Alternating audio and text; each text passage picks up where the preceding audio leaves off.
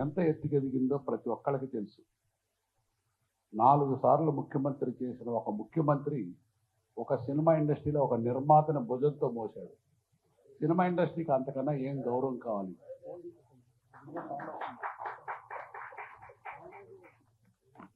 ఒక మనిషిగా పుట్టడం మనిషిగా పుట్టిన వాళ్ళందరికీ సమానం.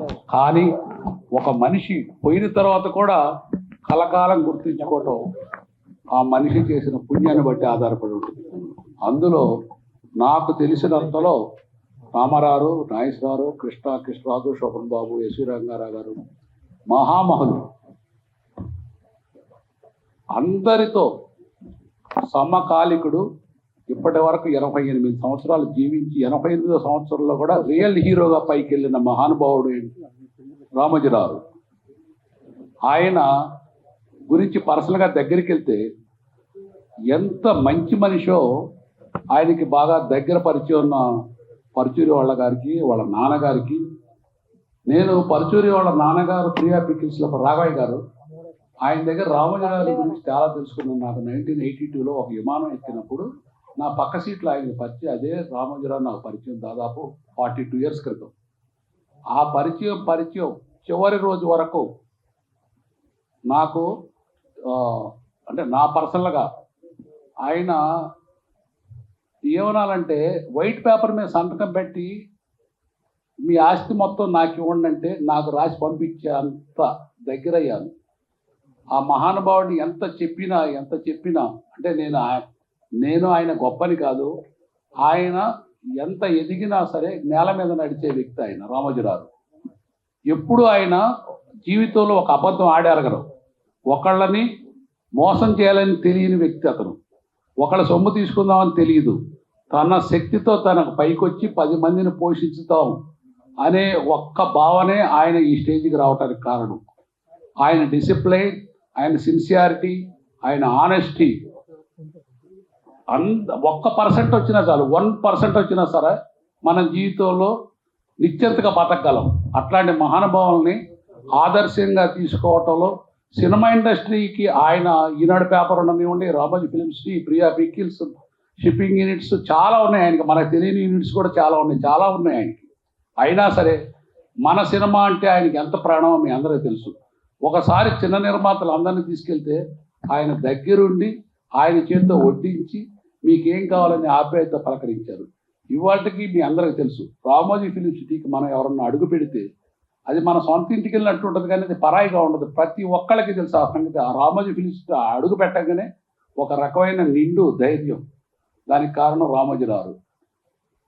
మనిషి అన్న తర్వాత వెళ్ళిపోవాల్సిందే, తప్పదు, అది మన చేతిలో ఉండదు. కానీ వెళ్ళిపోయిన తర్వాత ఇంకా ఇంకా ఇంకా రోజు రోజుకి ఆయన ఖ్యాతి మెరుగుపడుతూనే ఉంటుంది. ఆయన లేరని ఆ ఒక్క భావం కూడా ఉండకూడదు. ఆయన అంత ఆర్గనైజ్ చేశారు.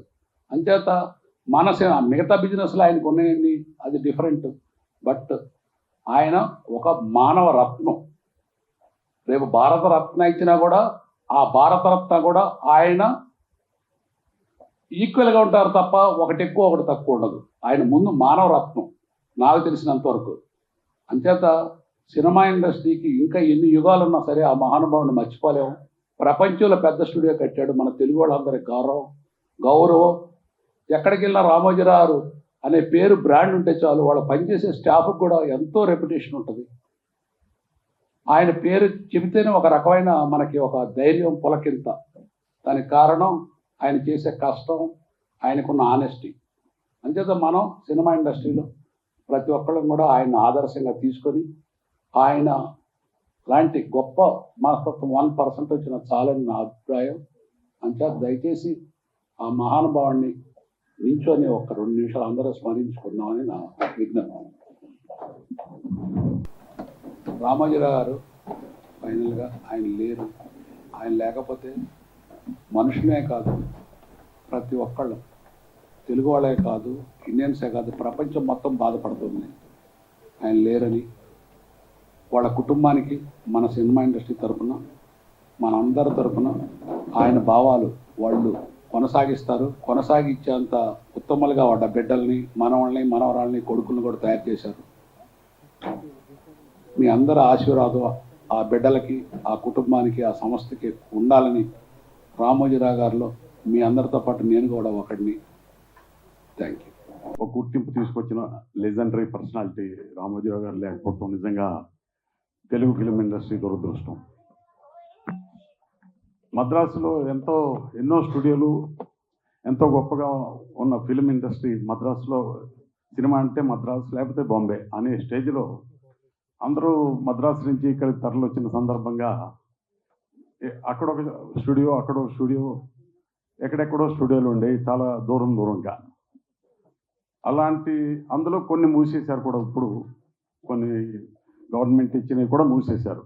అటువంటి స్టేజ్లో సినిమా అంటే పెద్ద గొప్పగా అంత డీప్ అవగాహన లేకపోయినా సినిమాల గురించి, సినిమా ఇండస్ట్రీలో వచ్చే లాభాల గురించి, చాలా లాభాలు వస్తేనే చేసే ఈ ఇండస్ట్రీలో ఆయన ఇవన్నీ ఆలోచించకుండా రామోజీ ఫిల్మ్ సిటీని 96లో స్థాపించినప్పుడు అంత పెద్దదా 1600 ఎకరాలు సుమారుగా, అది అంత పెద్దది ఆయన నిర్మిస్తున్నాడు, ఏంటి దాంట్లో ఉంది అని అందరూ ఆశ్చర్యపోయారు. ఇండస్ట్రీ అందరినీ ఆయన అంతా రెడీ అయిన తర్వాత ఇన్వైట్ చేశారు. ఇదే ప్రొడ్యూసర్స్ కౌన్సిల్కి ఆయన కబురు చేసి ప్రొడ్యూసర్స్ కౌన్సిల్ నుంచి అందరిని ఇన్వైట్ చేశారు. సితారా హోటల్లో కూర్చోబెట్టి అన్నీ చూపించిన తర్వాత అడిగారు, ఎలా ఉంది మా స్టూడియో అని. నిజంగా మద్రాసు నుంచి వచ్చిన వాళ్ళందరూ ఆశ్చర్యపోయారు అది చూసిన తర్వాత. ఎంత గొప్పగా అంటే, ఒక సిటీ ఉంది, ఒక రాజప్రసాదం ఉంది, హైకోర్టు ఉంది, పల్లెటూరు ఉంది, కోనసీమ ఉంది, మొత్తం ఎంటైర్ ఒక సినిమాకి కావాల్సిన ప్రతిదీ అక్కడ క్రియేట్ చేశారు. అక్కడ సినిమా చేస్తే మనం ఎక్కడికి అవుట్డోర్కి వెళ్ళక్కర్లేదు న్యాయంగా. చాలామంది అవుట్డోర్కి వెళ్తారు కానీ అన్ని ఫెసిలిటీస్ అక్కడే ఉన్నాయి, అక్కడే చేయొచ్చు, అక్కడే సినిమా బయటికి తీసుకోవచ్చు. అటువంటి స్టూడియోని చూసి అందరూ స్టన్ అయిపోయారు. అందరినీ ఆయన పేరుని అడిగారు, ఎలా ఉంది, మీ అభిప్రాయం ఏంటి, అలా నన్ను కూడా అడిగారు. బహుశా నేను అప్పుడు ఇక్కడ సెక్రటరీ అనుకుంటా. అడిగితే రామోజీరావు గారు చాలా అప్పటికి నేను అమెరికాలో కొన్ని స్టూడియోలు చూశాను, యూనివర్సల్ స్టూడియో కానీ కొన్ని స్టూడియోలు చూసి అవి అంత గొప్పగా ఉన్నాయని ఆశ్చర్యపోయిన రోజులు. అటువంటిది నేను ఇది చూసిన తర్వాత ఇంకా ఎక్కువ ఆశ్చర్యపోయా. చాలా గొప్పగా ఉంది రామోజీరావు గారు.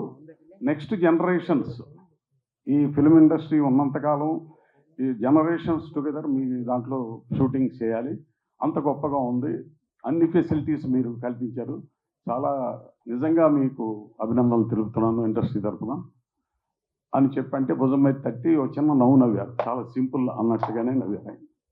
నిజంగా చూస్తే ఆ తర్వాత బాహుబలి లాంటి సినిమా తీయాలంటే అటువంటి స్టూడియో కాబట్టి వీలైంది. అలాంటి సినిమాలు అనేక గొప్ప సినిమాలు అక్కడ తయారైనాయి. ఆయన కూడా అంతకన్నా ఎక్కువ గొప్ప సినిమాలు తయారు చేశారు. అటువంటి రామోజీ గారు ఈ రోజు లేకపోవటం నిజంగా ఫిలిం ఇండస్ట్రీ దురదృష్టం. అయితే ఆయనకు ఒక గొప్ప ఆనందకరమైన రోజు ఏంటంటే, అక్కడ ప్రభుత్వాలు మారటం, ఆంధ్రప్రదేశ్ ప్రజలు చాలా గొప్పగా సంతోషించే రోజు. అలాగే ఆయన సంతోషించి కన్నుమూసుంటారని నేను అనుకుంటున్నాను. ఆ రోజు ఆయనకి అటువంటి శుభవార్త తెలిసి ఆయనకి చాలు నా పోరాటం. నిజంగా అందరికన్నా ఎక్కువ, ప్రజలందరికన్నా కూడా ఎక్కువ పోరాటం చేసిన ఆయనే, ప్రజల్లో చైతన్యవంతం తీసుకొచ్చింది ఆయనే. అటువంటి రామోజీరావు గారు ఆ మంచి వార్త విన్న తర్వాత సెలవు తీసుకోవటం నిజంగా కాకతాళీయమైన దురదృష్టం, అందరూ విచారించదగ్గ విషయం. ఆయనకి, ఆయన కుటుంబానికి, అందరికీ సానుభూతి తెలుపుతూ సెలవు తీసుకుంటాం. Thank you. రామోజీరావు గారితో మాకు 2 రకాల అనుబంధాలండి. ఇందాక చదలవాడి శ్రీనివాస్ గారు చెప్పినట్టుగా, మేము రామోజీరావు గారి సినిమా మౌన పోరాటం రాసింది 1989లో. కానీ మా అమ్మగారు, నాన్నగారు ఇద్దరు ప్రియా పచ్చళ్ళ కంపెనీలో వాళ్ళిద్దరూ పనిచేసేవారండి. ఇప్పుడు మీరు తింటున్న ప్రియా పచ్చళ్ళన్నీ మా అమ్మగారిదే మొత్తం, అదంతా కూడా. ఆవిడ ఏ కిలోకి ఏదేది వేయాలి అనేది అలా కాగితం మీద రాసిచ్చి ఎప్పటికీ కూడా ఆ పచ్చళ్ళలో మా అమ్మగారిదే నడుస్తుంది. కాబట్టి ముందు అనుబంధం మా అమ్మగారి, నాన్నగారు. మేము మౌన పోరాటం దాకా వారితో కలిసి పనిచేయలేకపోయాం. ఎందుకంటే మీకు తెలుసు, 1982-83లో సక్సెస్లు వచ్చిన తర్వాత విపరీతమైనటువంటి ఒత్తిడి, సంవత్సరానికి 20-30 సినిమాలు. ఆయనకి అలా కుదరదండి.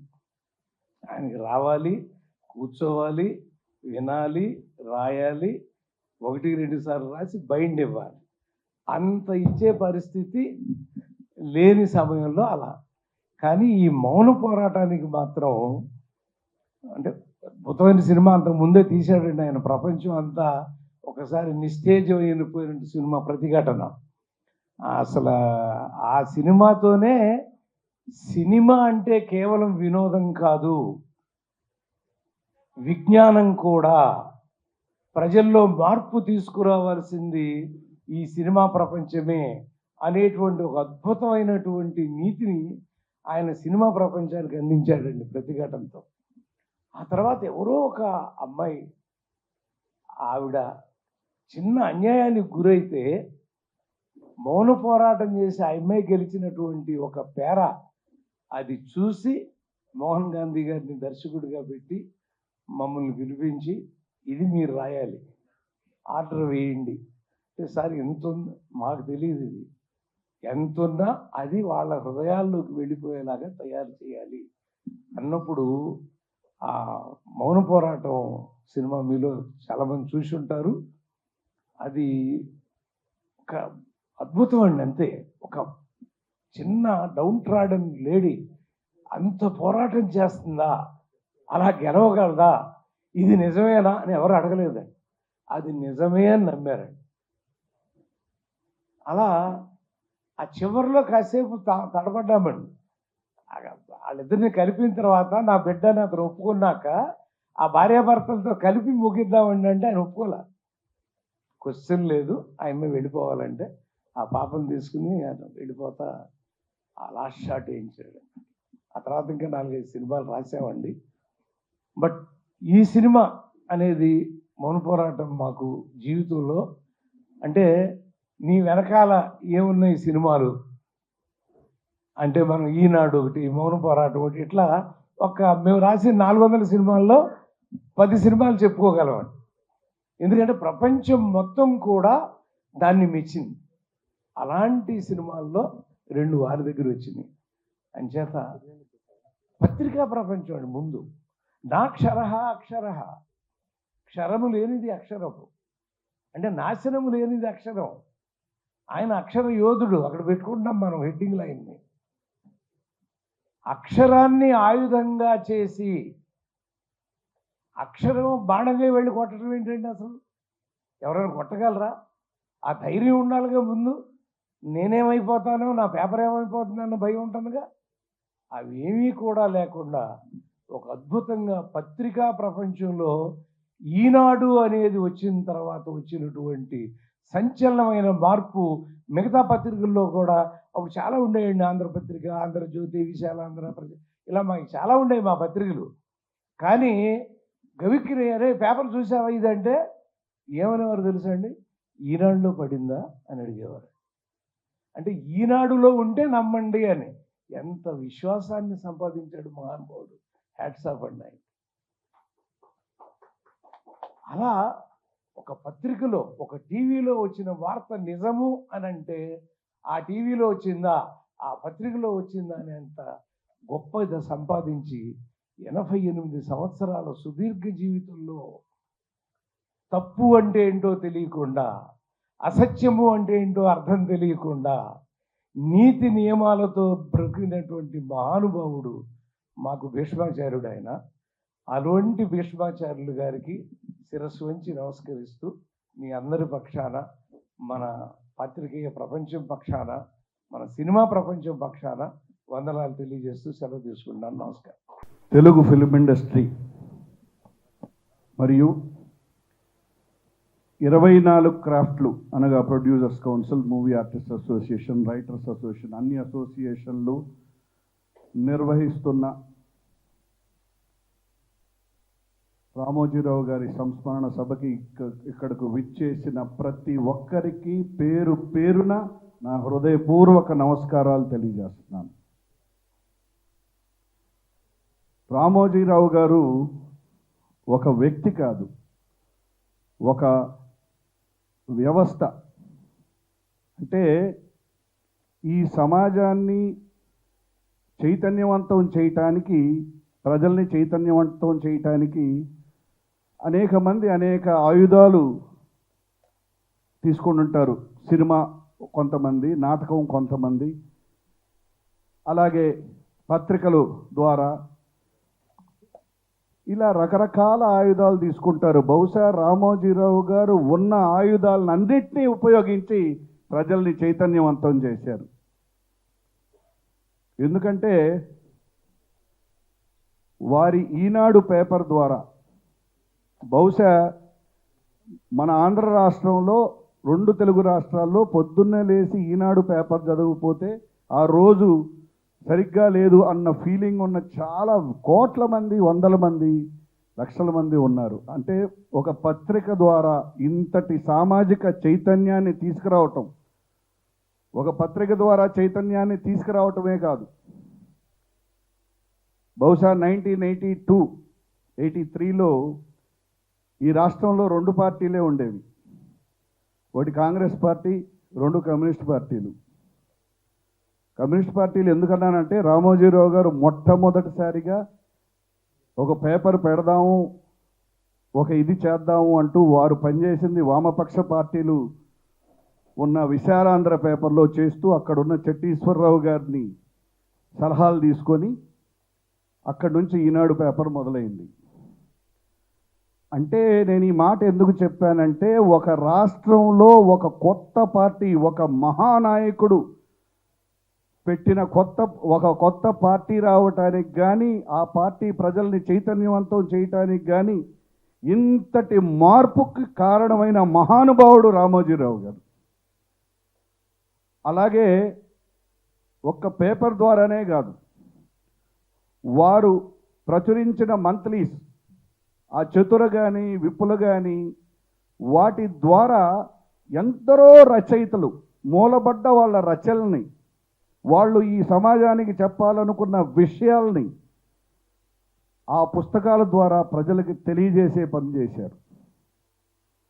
అలాగే సినీ ప్రపంచంలోకి నిర్మాతలందరికీ సినిమాలు తీస్తే ఇలాంటి సినిమాలు తీయాలి అని వారితో పర్సనల్ అటాచ్మెంట్ అన్నారు. నాకు మా పర్సనల్ అటాచ్మెంట్ మా నాన్నగారు మాదాల రంగారావు గారు త్రూనే వారితో.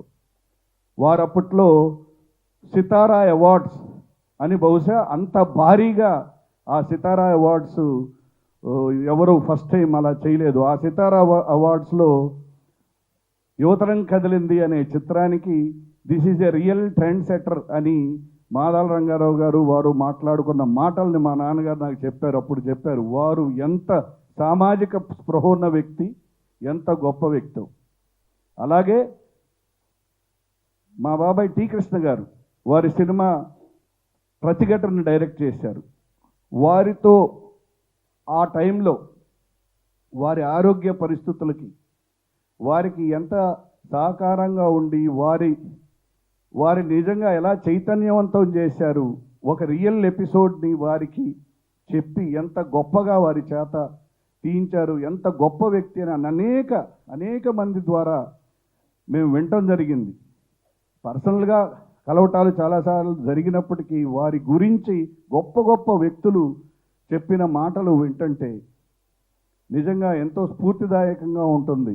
డిసిప్లిన్ కానీ, వారికి ఉన్న డిసిప్లిన్ కానీ, వారికి ఉన్న కమిట్మెంట్ కానీ నిజంగా ఇందాక చదలవాడి శ్రీనివాసరావు గారు మాట్లాడుతూ అన్నారు, వారికి ఉన్న డిసిప్లిన్లో, వారికి ఉన్న కమిట్మెంట్లో, వారికి ఉన్న అన్ని లక్షణాల్లో 1% ఉన్నా కూడా ప్రతి ఒక్కరూ ఎంతో సక్సెస్ఫుల్ అవుతారని.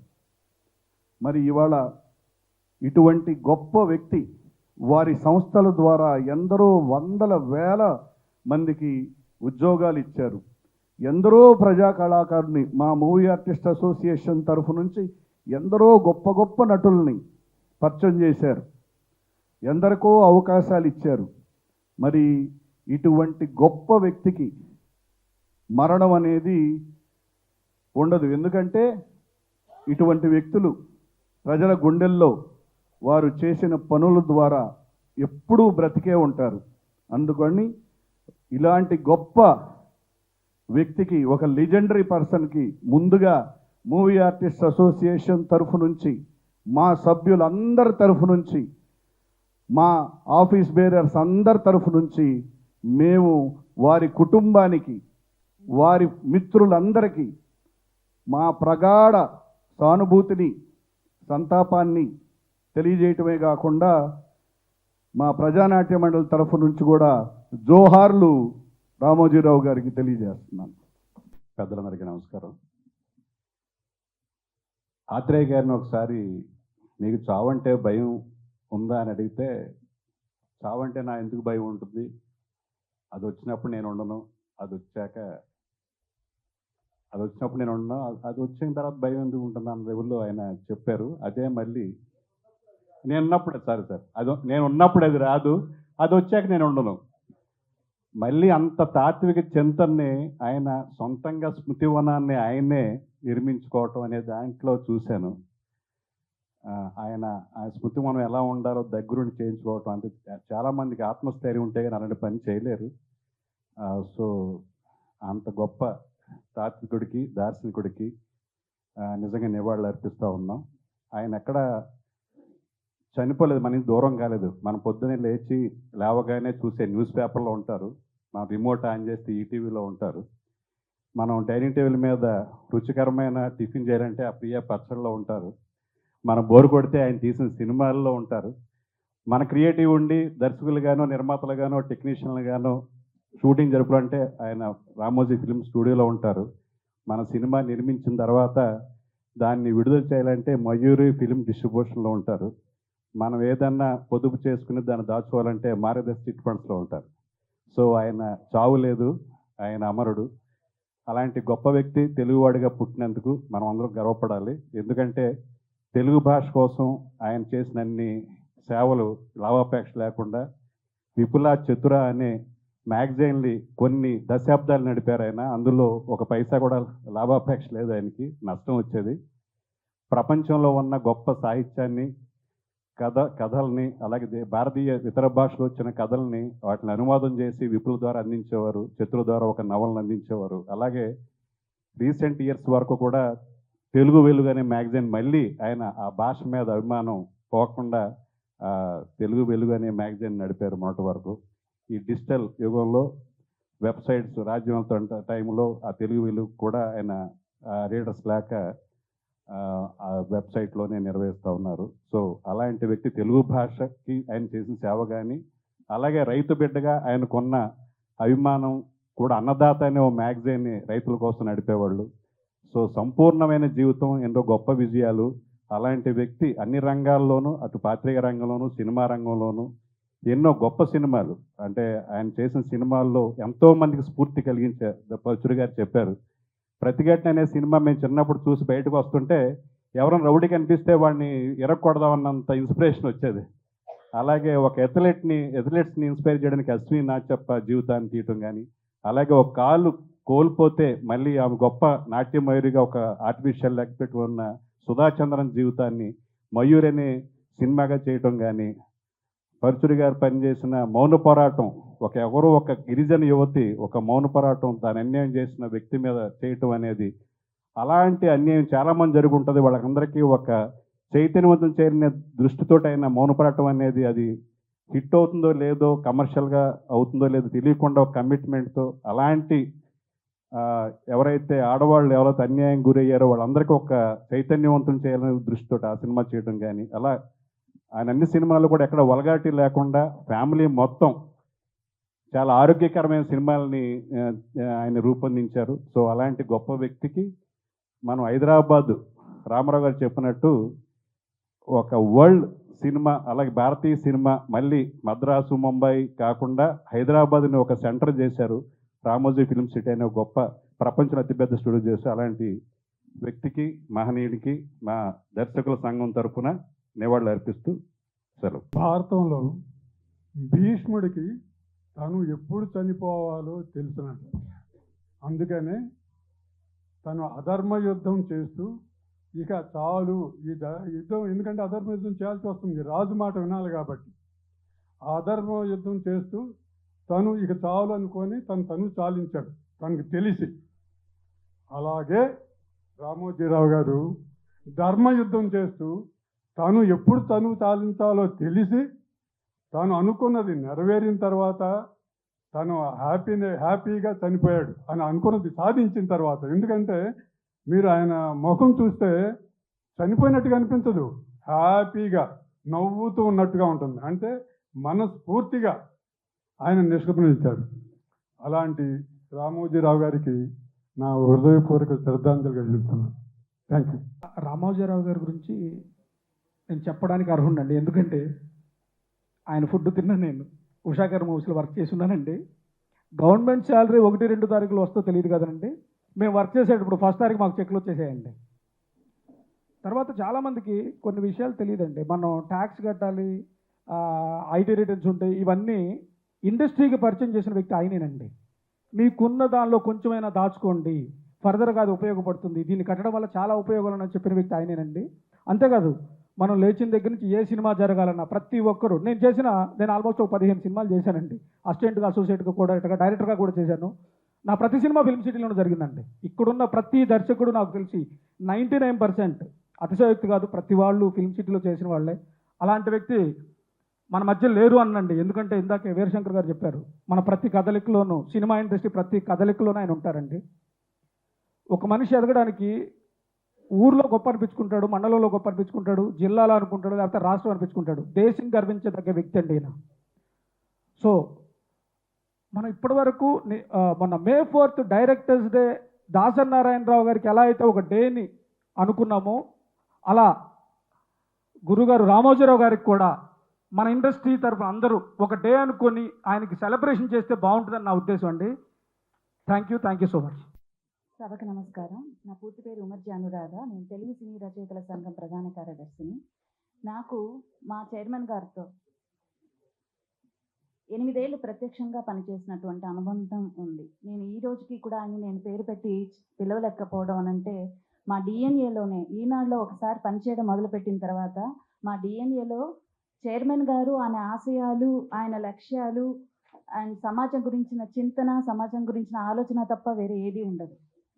1994లో మొట్టమొదటిసారి నేను స్టూడెంట్గా ఉన్నప్పుడు ఉషా కిరణ్ మూవీస్ అనేటువంటి ఒక డిపార్ట్మెంట్ మొదలవుతుంది, దానికి ఓల్గా గారు సారథ్యం వహిస్తారు అన్న న్యూస్ చూసినప్పుడు, చిన్నప్పటి నుంచి డ్రామాలు అవి రాస్తున్న దాన్ని ఎప్పటికైనా రైటర్ అవ్వాలనే ఒక ఉద్దేశంతో ఆయనకి ఒక ఉత్తరం రాశాను. సార్, నేను మిమ్మల్ని కలవాలి, నేను ఉషా కిరణ్ మూవీస్లో జాయిన్ అవ్వాలి అని చెప్పి. అడ్రస్ ఏం రాయాలో తెలియదు. రామోజీరావు గారు, హైదరాబాద్ అని రాశాను. అది ఆయనకి వెళ్ళింది. తర్వాత ఆయన నాకు ఆయన అసిస్టెంట్ ఉండేవారు ప్రభాకర్ గారని, ఆయన చేత నాకు ఒక కార్డ్ రాయించారు. అంటే చైర్మన్ గారు ఇలా మెడ్రాస్కి పాసన్ మేనర్లో ఒక ఆఫీస్ ఉంది, ఇప్పటికీ ఒక ఉంది, అప్పుడు మాకు 3 ఫ్లోర్స్లో ఆఫీస్ ఉండేది. సో అక్కడికి పలానా రోజు వస్తున్నారు, మీరు వచ్చి వాళ్ళని కలవచ్చు అని. సో ఆయన మీట్ అవుతుంటే నేను రైటర్ ఆల్రెడీ అయిపోయాను అన్న ఒక హై దీంతో వెళ్ళాను. వెళ్తే, ఇంత చిన్నపిల్లవి, నువ్వు సినిమాల్లో రాస్తావా? అవును సార్ రాస్తాను అన్నాను. అంటే ఏం చేస్తున్నావు అంటే, ప్రెసిడెన్సీ కాలేజ్లో ఎంఏ చేస్తున్నాను సార్, ఫస్ట్ ఇయర్ అని అన్నాను. ఎందుకని ప్రెసిడెన్సీ కాలేజ్లోనే చేస్తున్నావు అని అంటే, ప్రెసిడెన్సీ కాలేజ్ సార్, అక్కడ చిన్నయ్య సూరి గారు చేశారు, కందుకూరి వీరేశలింగం గారు చేశారు, మనకు వచ్చిన నోబెల్ విన్నర్స్లో 3 ఆ కాలేజ్ నుంచే ఉన్నారు, అదిగో ఆ సముద్ర తీరంలోనే శ్రీశ్రీ గారు వెళ్ళారు, చలం గారు తిరిగారు. ఇలాగ అసలు ఒక 5 నిమిషాలు 10 నిమిషాలు అనర్గళంగా దాని గురించి నా భావావేశాన్ని చెప్పినప్పుడు, నువ్వు ఇప్పుడు నాతో చెప్పిందంతా కాగితం మీద పెట్టి తీసుకురా, అప్పుడు నేను డిసైడ్ చేస్తాను అన్నారు. అంటే ఎప్పుడు తీసుకురావాలి సార్ అంటే, నేను ఇక్కడ 3 రోజులు ఉంటాను, నువ్వు ఇంటికి వెళ్ళి బాగా ఆలోచించుకొని చక్కగా రాసి తీసుకురా, అది చూశాకే నేను డిసైడ్ చేస్తాను అన్నారు. నేను ఇంటికి వెళ్ళాలంటే ఇక్కడ నుంచి ఇంట్లో, అప్పుడు మా మనలి పుదునగర్ అంటే అక్కడ నుంచి 2 hours జర్నీ. ఇప్పుడు నేను వెళ్ళి 2 గంటలు ఇంటికి వెళ్ళి మళ్ళీ రేపు పొద్దున రాసి తీసుకొని నేను మనసు మార్చుకుంటే మళ్ళీ మనకు సమస్య అవుతుంది, నేను అంతవరకు వెయిట్ చేయలేను అని, మీరు తెల్ల కాగితాలు ఇప్పిస్తే నేను ఇప్పుడే రాస్తాను సార్ అన్నాను. అంటే ఆయన అక్కడ తంగస్వామి అని చెప్పి ఒక బాయ్ ఉండేవాడు, అతను పిలిచి, ఈ అమ్మాయికి తెల్ల కాగితాలు పెన్ను ఇవ్వు, కూర్చోడానికి మంచి కుర్చీ టేబుల్ ఇవ్వన్నారు. సో ఆయన ఎవరితోనో మీటింగ్లు చేసుకుంటున్నారు, నేను అక్కడే కూర్చొని ఒక 2 hours ఒక 15 పేజీలు నాకు తెలిసినట్టుగా రాసి ఇచ్చాను. ఇచ్చాక అది ఆయన చదివారు. చదివి, సరే నాకు ఆకలేస్తుంది, నేను లంచ్ చేయాలి, తర్వాత రా అన్నారు. నాకు కూడా ఆకలేస్తుంది సార్ అన్నాను. అంటే ఆయన ఒకసారి ఎగదిగా చూసి, సరేనని పెరుగన్నం ఆవకాయ ఆయనతో పాటు కలిసి, అంటే అప్పుడు విలువ తెలియదండి, ఇప్పుడు అవన్నీ తలుచుకుంటే నా అదృష్టం. ఆయన ఆయన ఆయన గురించి తెలిసే కొద్దీ ఆయనతో గడిపిన క్షణాలన్నీ విలువైన జ్ఞాపకాలుగా మారిపోతున్నాయి. అలా ఆయనతో కలిసి ఆవకాయ, పెరుగన్నం తిన్నాను. తిన్న వెంటనే ఆయన అన్నారు, "అమ్మా నువ్వు రాసింది చదివాను బావుంది. అయితే నీలో ఆవేశం నీ ఇదంతా చూస్తూ ఉంటే నువ్వు జర్నలిజంకి బాగా పనికొస్తావు. ఒక తండ్రిలా చెప్తున్నాను. నువ్వు ఏం చేస్తావంటే మనకి ఈనాడు ఆఫీస్ ఉంది. కంట్రిబ్యూటర్‌గా జాయిన్ అవ్వు" అన్నారు. అంటే ఎప్పటి నుంచి జాయిన్ అవ్వను సార్ అన్నా. అని సార్ అందులో బాగా మరి రైటర్ సార్ అనంటే నా చేత నువ్వు అనిపించు. నువ్వు రైటర్ అవుతావు అని నా చేత అనిపించు. నీకు ఒక అవకాశం ఇచ్చాను కదా! నువ్వు పని చేయి అన్నారు. ఇంకా మర్నాడే ఆఫీస్‌కి వెళ్ళిపోయి అక్కడ కంట్రిబ్యూటర్‌గా జాయిన్ ఎప్పటికప్పుడు ఏంటంటే చైర్మన్ గారు తనంతట తాను "అనురాధ నువ్వు చాలా పెద్ద రచయిత్రివి నువ్వు రా" అని అంటారని నాకు ఒక ఆవేశం. ఆయన ఏంటంటే అప్పట్లో ఆయన స్వహస్తాలతో బాగున్న ఆర్టికల్స్‌కి గుడ్ అని కామెంట్ రాసేవారు. సో, ఆ గుడ్ కామెంట్లు ఎన్నొస్తే అంత త్వరగా ఆయన నన్ను కన్సిడర్ చేస్తారు అని ఇంకా బాగా కష్టపడి పని చేస్తే ఆఖరికి ఒక నెలలో 78 గుడ్ కామెంట్‌లొచ్చాయి. 78 గుడ్ కామెంట్‌లొచ్చేసరికి అప్పుడు నాగేంద్ర గారని నాకు అప్పుడు బాస్ అక్కడ స్టాఫ్ రిపోర్టర్ అండ్ మేనేజర్ గారు కృష్ణమూర్తి గారు. సో, కృష్ణమూర్తి గారు "ఉమర్జీ నీతో మాట్లాడాలి. సాయంత్రం ఆఫీస్ అయిపోగానే నా ఛాంబర్‌కి రా" అన్నారు. నేను ఇంకా ఊహించుకున్నాను. ఓహో! చైర్మన్ గారు ఫోన్ చేసుంటారు ఆల్రెడీ.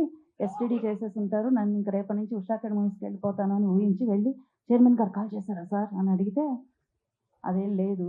చైర్మన్ గారు నీకు 78 గుడ్ కామెంట్‌లు వచ్చినందుకు ఇన్సెంటివ్ ఇమ్మన్నారు" అని చెప్పి ఒక రూ. 2000 ఇచ్చారు. ఇది దగా మోసం. నేను ఎక్కువ గుడ్ కామెంట్‌లు ఇస్తాను. ఉషా కిరణ్ తీసుకుంటారనుకున్నాను అనుకుని అప్పటినుంచి ఒక 1 ఇయర్ అయ్యేసరికి స్టాఫ్ రిపోర్టర్‌గా తీసుకుంటామన్నారు. ఆ జాబ్ వాల్యూ నాకప్పుడు తెలీదు. నేను రైటర్ అవ్వాలనుకుంటే మళ్ళీ నన్ను జర్నలిస్ట్‌గా తీసుకుంటారు. స్టాఫ్ రిపోర్టర్ అంటే ఏంటి సార్ అని అడిగా. "లేదు you will be a permanent employee of Eenadu" అని అన్నారు. అంటే సరే ముందు చేరిపోదాం. అప్పుడు నాకు తెలిసింది ఏంటంటే 3 నెలలకోసారి చైర్మన్ గారే డైరెక్ట్‌గా మీటింగ్స్ ఉంటాయి. సో, ఇందులో ముందు జాబ్‌లో చేరిపోయి 3 నెలల తర్వాత చైర్మన్ గారితో డైరెక్ట్ మీటింగ్ ఉన్నప్పుడు అప్పుడు కాళ్ళ వేళ్ళ పడిపోయి ఎలాగైనా సరే ఉషా కిరణ్‌కి వెళ్ళిపోదాము అని ఆశయం. సరే అని చేరిపోయాను. కానీ చేరిన తర్వాత నాకు అర్థమైంది ఏంటంటే I was the first employee who has been taken without journalism. అది నాకు తెలీదు. నేను అది సాధించానని కూడా నాకు తెలీదప్పుడు. 3 నెలల తర్వాత ఆయన ఫస్ట్ నేను మీట్ అవుతున్నప్పుడు తిరుపతిలో first meeting was a very memorable meeting. ఆయన చూడగానే ఆయనకు తెలిసింది. ఆయన ఏంటంటే మనల్ని చూడగానే మన మనసులో మనం ఏం అడగాలనుకుంటున్నాం అనేది ఆయనకు అర్థమైపోతుంది. సో, మన క్వెషన్ వేయకుండానే ఆయన ఆన్సర్ చెప్తారు. నేను వెళ్ళి అలా నిలబడి ఎప్పుడెప్పుడు అడుగుదామా, ఒక గ్యాప్ దొరికితే అడుగుదామని చూస్తూ ఉంటే, "ఉమర్జీ నువ్వు జర్నలిస్ట్‌గా చాలా పైకొస్తావు. నన్ను నమ్ము. ఇంక పిచ్చి పిచ్చి ఆలోచనలు బుర్రలోంచి తీసేయి. నేనే నీతో విసిగిపోయి నేను చెప్పేదాకా నువ్వు పని చేస్తూనే ఉండు" అన్నారు. అనేసరికి ఈయనకి అర్థమైపోయిందండి. అక్కడి నుంచి సార్ 125 మంది పొలిటికల్ రిపోర్టర్స్ ఉంటే నేనున్న టైంలో నేనొక్కదాన్నే అమ్మాయిని ఈనాడులో. మాకు ఎలక్షన్స్ టైంలో మీటింగ్స్ పెడతారు. ఎలక్షన్ కవరేజ్ ఎలా చేయాలి? మనం ఎలా నైతిక విలువలను పాటించాలి? మనం అంటే ఆ మీటింగ్స్ విలువ ఇప్పుడు తెలుస్తుంది నాకు. అంటే వాళ్ళు బాధ్యత గల విలేకరిగా మనం ఎలా ఉండాలి అనేది మనకు ఒక ఏమంటారు మోరల్ క్లాసెస్ అవన్నీ. అలాంటి క్లాసులు కండక్ట్ చేసినప్పుడు 125 మంది అబ్బాయిల మధ్య నేనొక్కదాన్ని అమ్మాయిని. నాకు చైర్మన్ గారికి మన మీద అభిమానం ఉంది అనేది నాకు అర్థమైన తర్వాత ఈ బ్యాక్ బెంచ్ స్టూడెంట్‌లా తయారవ్వడం మొదలుపెట్టా. అంటే అప్పుడు మా ఎండీ గారు రమేష్ బాబు గారు, వారు లేరిప్పుడు. వారు క్లాసులు తీసుకుంటుంటే వెనకాల కూర్చొని కామెంట్లు చేయడం, "మాకు తెలుసు సార్ మేము చేస్తాం సార్" అంటాం ఇలాంటివన్నీ. ఇది కూడా ఆయన దగ్గరికి రిపోర్ట్ వెళ్ళింది. వెళ్ళి "నువ్వేంటి దబాయించడం మొదలుపెట్టావంట, నీ మీద కంప్లైంట్లు వస్తున్నాయి, సరిగ్గా బుద్ధిగా పనిచేయని" ఆయన కేకలేసేటప్పుడు కూడా అది మనకి వినబుద్ధి అవుతుంది. జస్ట్ లైక్ మా ప్రెసిడెంట్ గారు కూడా అప్పుడప్పుడు కేకలేస్తుంటారు. మనకి వినబుద్ధి అవుతుంది అది. ఓకే ఇదేదో బానే ఉంది మనల్ని పొగుడుతున్నారు. యాక్చువల్లీ మనల్ని తిట్టారనేది మనం తర్వాత వెనక్కి వెళ్ళి ఆలోచిస్తే గానీ అర్థం కాదు. అప్పటికప్పుడు మనల్ని ఏదో పొగుడుతున్నారని అనిపిస్తుంది. మా చైర్మన్ గారు కూడా మమ్మల్ని అలాగే తిట్టేవారు.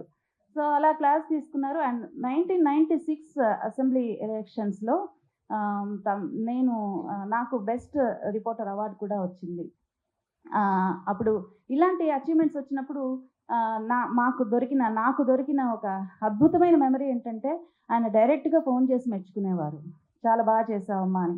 అలా అన్నా డీఎంకే పార్టీ వాళ్ళ మీద నేను రాసినటువంటి ఇన్వెస్టిగేటివ్ స్టోరీస్ నా టైంలో ఎవరు రాలేదు అని చెప్పి ఇప్పుడు అర్థమవుతుంది నాకు. ఆ టైంలో నేను చేసిన పని విలువ నాకే తెలీదు. ఒకసారి అన్నాడీఎంకే వాళ్ళ పార్టీ కార్యకర్తలే దొంగసారా కాస్తుంటే దాని ఫోటోలు తీసివేస్తే, అప్పటిదాకా ఏంటంటే మా ఈనాడు తమిళనాడు ఎడిషన్ ఇలా మామూలుగా ఇలా మడత పెట్టి ఉంటుంది డిస్ప్లేలో. ఆ రోజు ఏంటంటే ఫుల్గా డిస్ప్లే చేశారు, ఇలా క్లిప్ పెట్టి డిస్ప్లే చేసేసరికి అది ఎవరో చూసి ఆ న్యూస్ 2 డేస్లో చైర్మన్ గారి దగ్గరికి వెళ్ళిపోయింది. ఆయన కాల్ చేసి, I'm very proud of you Umarji, మన పేపర్ని మడత విప్పి తగిలించేలా చేసావు, I'm very proud of you అని అన్నారు. అప్పటి నుంచి ఏంటంటే ఈ మడత విప్పకుండా ఇలాగే అది ఓకే, మడత విప్పి తగిలించడం అంటే అచీవ్మెంట్ మాట అని అర్థమై అప్పటి నుంచి అలాంటి స్టోరీలు ఏం రాయాలా అని కొన్ని స్టోరీస్ చేసా. వల్లువర్ కోటంలో వ్యభిచార ఘట్టం, ఆ స్టోరీ వచ్చినప్పుడు కూడా ఆయనే స్వయంగా ఫోన్ చేసి మెచ్చుకోవడం. సో ఇలాంటి ఎన్నో మెమరీస్. ఆ తర్వాత ఇంకా సినిమా అంటున్నాను అని చెప్పి నన్ను ఇక్కడ రామోజీ ఫిలిం సిటీలో, రామోజీ ఫిలిం సిటీ గురించి చెప్పాలంటే superb memory. First day first batch ఇక్కడ అప్పుడు ఈటీవీ స్టార్ట్ చేసేసారు. ఈటీవీ స్టార్ట్ చేసిన తర్వాత ఈటీవీ వినోది అని ఒక సెకండ్ ఛానల్ స్టార్ట్ చేయాలన్న ప్రపోజల్ వచ్చినప్పుడు ఆ సెకండ్ ఛానల్కి సినిమా డెస్క్కి నన్ను వేశారు రిపోర్టర్గా. సో నన్ను ట్రాన్స్ఫర్ చేశారు. అప్పుడు మా ఆఫీసు ఈ రామోజీ ఫిలిం సిటీలో సామ్రాట్ బిల్డింగ్లో మా ఆఫీస్ ఉండేది, ఫస్ట్ ఫ్లోర్లో. సో ఫస్ట్ బ్యాచ్ మేము వస్తున్నాము, first day first batch Ramoji film సిటీకి. అది ఇంకా ఇట్స్ స్టిల్ అండర్ కన్స్ట్రక్షన్. అయితే ఈ బస్సు నడిపే డ్రైవర్కి ఏంటంటే అప్పుడు మనకి మెయిన్ డోర్ వైపు ఉండేది కాదు, ఇట్లా ఈ పక్కన ఒక చిన్న సందులాగా ఉండేది అనాస్పూర్ అని, అందులోంచి వెళ్ళాల్సి వచ్చేది సాంఘీ టెంపుల్ మెయిన్. ఆ డ్రైవర్కి ఏంటంటే కన్ఫ్యూజ్ అయిపోయాడు. వాడు వెళ్తున్నాడు, గంట అయిపోయింది, రామోజీ ఫిలిం సిటీ ఎప్పటికీ రాదు. అప్పటికి మాకు మొబైల్ ఫోన్స్ కూడా ఏం లేవు. తర్వాత చూస్తే సడన్గా విజయవాడ 290 కిలోమీటర్స్ అనే బోర్డు కనిపించింది. అందరం ఒక్కసారి గట్టిగా అరిచాం, మనం విజయవాడ వెళ్ళిపోతున్నాం అనేసరికి వాడు ఒక్కసారి ఉలికిపడి మళ్ళీ వెనక్కి వచ్చి, ఈలోపు చైర్మన్ గారు ఏంటంటే ఈ ఫస్ట్ బ్యాచ్ ఇంకా రాలేదేంటి, ఆయన హెడ్ మాస్టర్లా ఉంటారు, అప్పుడప్పుడు మాకు హెడ్ మాస్టర్ లాగా ఉంటారు. వచ్చి గబగబా సామ్రాట్ బిల్డింగ్లోకి వెళ్ళబోతుంటేనే ఆయన కారులో చూస్తున్నారని అర్థమైంది. పారిపోతున్నాయంటే ఇంత లేట్ అయింది ఏంటి అంటే ఇది జరిగింది అని అన్నాను. అంటే ఓకే కొద్ది రోజుల తర్వాత ఇబ్బంది ఉండదు అన్నారు. తర్వాత కట్ చేస్తే ఒక పెద్ద రోడ్డు పక్కన అది ఇంకా ఇట్స్ రెడీ టు రోల్, ఆ road is ready to open అన్నప్పుడు ఒక్కసారి ఆయన చైర్మన్ గారి దగ్గరికి మామూలుగా వెళ్తే ఇంక నుంచి దారి తప్పక్కర్లేదు, చూసావు కదా మన దారి. ఈ హ్యాజ్ అ వెరీ అండ్ ఈనాడు ఖైరతాబాద్లో పనిచేసినప్పుడు ఆయన 5th ఫ్లోర్లో ఉండేవారు అండ్ మాదేమో ఆఫీస్ 2nd ఫ్లోరు. ఎప్పుడన్నా లిఫ్ట్ దగ్గర ఒకేసారి ఎదురు పడితే మనం జనరల్గా చైర్మన్ గారు కదా బాగుండదు, ఆయనే వెళ్ళని ముందు లిఫ్ట్లో అని మనం ఇలా పక్కన పెడితే రమ్మనేవారు.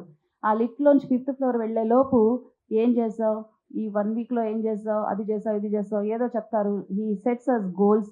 అండ్ ఏఆర్ రెహమాన్ గారిని ఫస్ట్ నేను ఇంటర్వ్యూ చేసినప్పుడు మెచ్చుకున్నారు, డైరెక్టర్ శంకర్ గారిని ఇంటర్వ్యూ చేసినప్పుడు మెచ్చుకున్నారు. WTC టవర్స్ మీద అమెరికాలో అది క్రాష్ అయినప్పుడు మన పేపర్లో, ఈనాడు పేపర్లో మాత్రమే ఒక న్యూస్ వేశాము. అదేంటంటే జస్ట్ ఆ ఇన్సిడెంట్ జరగడానికి ఒక 2 months బ్యాక్ యూఎస్లో ఒక లేడీ ఫ్లైట్లో ఇలాగే కొంచెం ఏదో కొద్దిగా తేడాగా ఉంది అని చెప్పి వెళ్ళి ఆమె లోకల్ పోలీస్ స్టేషన్లో రిపోర్ట్ చేస్తే వాళ్ళు దాన్ని తేలిగ్గా తీసుకున్నారు. They are not paid very serious attention. అది నేను అప్పట్లో ఇంటర్నెట్ అనేది అప్పుడప్పుడే వస్తున్న కొత్త, సో దాన్ని రీసెర్చ్ చేసి కనుక్కొని FBI వెబ్సైట్లోకి వెళ్ళి కనుక్కుని ఆ న్యూస్ మనం ఈనాడులో చేసి మాకు స్కోరింగ్స్ ఉంటాయి, మనం ఏం స్కోర్ చేసాము ఇవాళ, మనం ఏ న్యూస్ స్కోర్ చేసాము అని. ఆ న్యూస్ స్కోర్ చేసినందుకు ఎవరు కారణం అవుతారో వాళ్ళని తప్పకుండా ఆయన మెచ్చుకుంటారు. ఆ విషయంలో కూడా ఆయన నన్ను చాలా మెచ్చుకున్నారు. అండ్ ఇంకొకటి last and final which I have so many memories like that, but సమయాభావం వల్ల ఇంకొకటి చెప్తాను. అదేంటంటే లగాన్ ఆస్కార్ కౌంట్డౌన్లో లగాన్ గురించి ఒక సిరీస్ ఆఫ్ ఆర్టికల్స్ రాసినప్పుడు లాస్ట్లో ఒక ఆర్టికల్లో ఒక 4 lines రాశాను.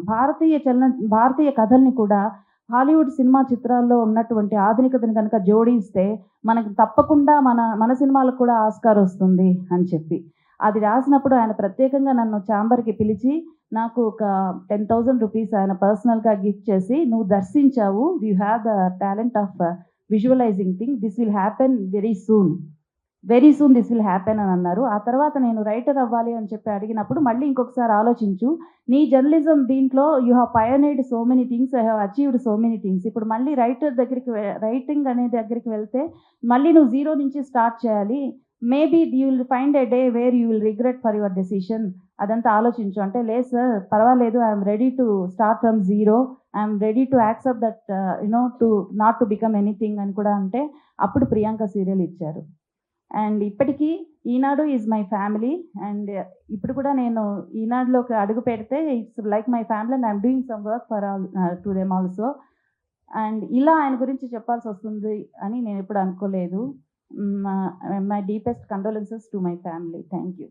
అందరికీ నమస్కారం. రామోజీరావు గారు 1981లో మయూరి ఫిలిం డిస్ట్రిబ్యూటర్ దర్శనం.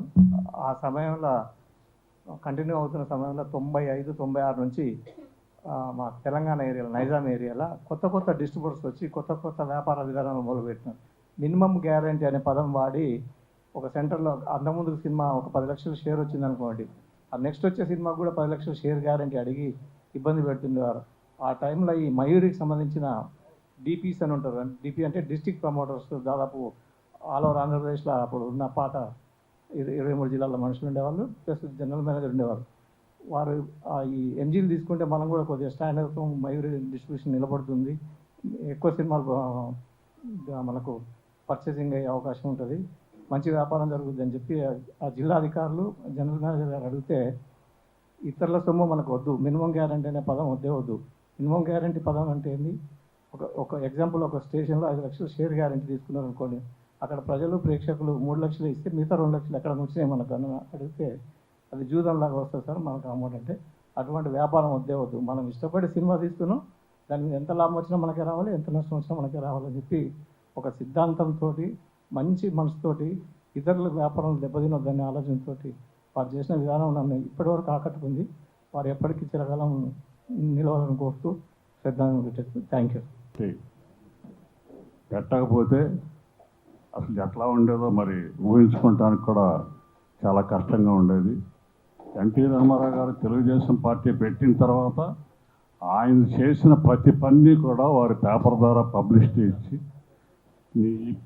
ఈనాడు పేపర్ లేకపోతే తెలుగుదేశం పార్టీ లేదు అన్నంత లెవెల్కి వెళ్ళింది. ఇవాళ కూడా తెలుగుదేశం పార్టీకి రామోజీరావు గారికి ఉన్న సంబంధం ఎటువంటి సంబంధం మీరు అందరూ చూసే ఉంటారు. ఆఖరి నిమిషం వరకు చంద్రబాబు నాయుడు గారు రామోజీరావు గారు పాడి మోస్తూ కూడా అక్కడే ఉన్నారు. ఆయన కనుక ఇంకొక 4 రోజులు కనుక ఉంటే ఈ 5 సంవత్సరాల్లోనే ఆయన పడిన కష్టం అంతా కూడా కళ్ళారా చూసుకొని సంతోషించి వెళ్ళిపోయేవాళ్ళు. ఆయన్ని పెట్టిన ఇబ్బందులు, ఆయన్ని పెట్టిన బాధలు మిగిలిన వాళ్ళందరూ కూడా ఇవాళ మార్గదర్శి మీద చాలామంది ఎన్నో రకాలుగా మాట్లాడారు. ఇవాళ మార్గదర్శి కనుక లేకపోతే ఎన్ని వందల ఫ్యామిలీస్ రిటైర్ అయిపోయిన ఎంప్లాయీస్ అందరూ కూడా అక్కడే డబ్బు దాచుకొని చాలా హ్యాపీగా ఆయన మీద నమ్మకంతో ఉన్నారు. ఇవాళ ఒక ఫిలిం సిటీలో కానివ్వండి, ఒక ఈనాడులో కానివ్వండి, ఒక సితారా కానివ్వండి, ఒక మయూరి కానివ్వండి, ఒక ఉషా కిరణ్ మూసి కానివ్వండి, ఎన్ని వేల మంది పనిచేస్తున్నారో, ఎన్ని ఫ్యామిలీస్ ఆయన మీద ఆధారపడి ఉన్నాయో మీకు అందరికీ తెలుసు. ఇవాళ ఈ ఎవరో రాజకీయాలు కనుక వీళ్ళు చెప్పే మాటలు, ఈ కుతంత్రాలు చూసి నాకెందుకు ఈ మార్గదర్శి, నాకెందుకు ఈ ఈనాడు, నాకెందుకు అనుకుంటే ఎన్ని ఫ్యామిలీస్ రోడ్డు మీద పడేవి కూడా మీరు ఆలోచించండి. కాబట్టి ఆయనకి ఎంతోమంది, ఎన్నో ఫ్యామిలీస్ ఆయన మీద ఆధారపడి బతుకుతున్నారు. ఆయన లేని లోటు ఎవరు తీర్చలేనిది. వారి ఆత్మశాంతి కలగాలని మనస్ఫూర్తిగా కోరుకుంటూ సెలవు తీసుకుంటారు. రామోజీరావు గారు నాకు ఆయన ఫ్యామిలీ పరంగా తెలుసు, కానీ ఆయనతో నాకు మొదటి పరిచయం అనేది 1991-92 మధ్యలో జరిగింది. ఆయనకు వైజాగ్లో డాల్ఫిన్ హోటల్ అని ఉండేది, అట్లాగే మా ఫ్యామిలీకి అప్సరా హోటల్ అని ఉండేది.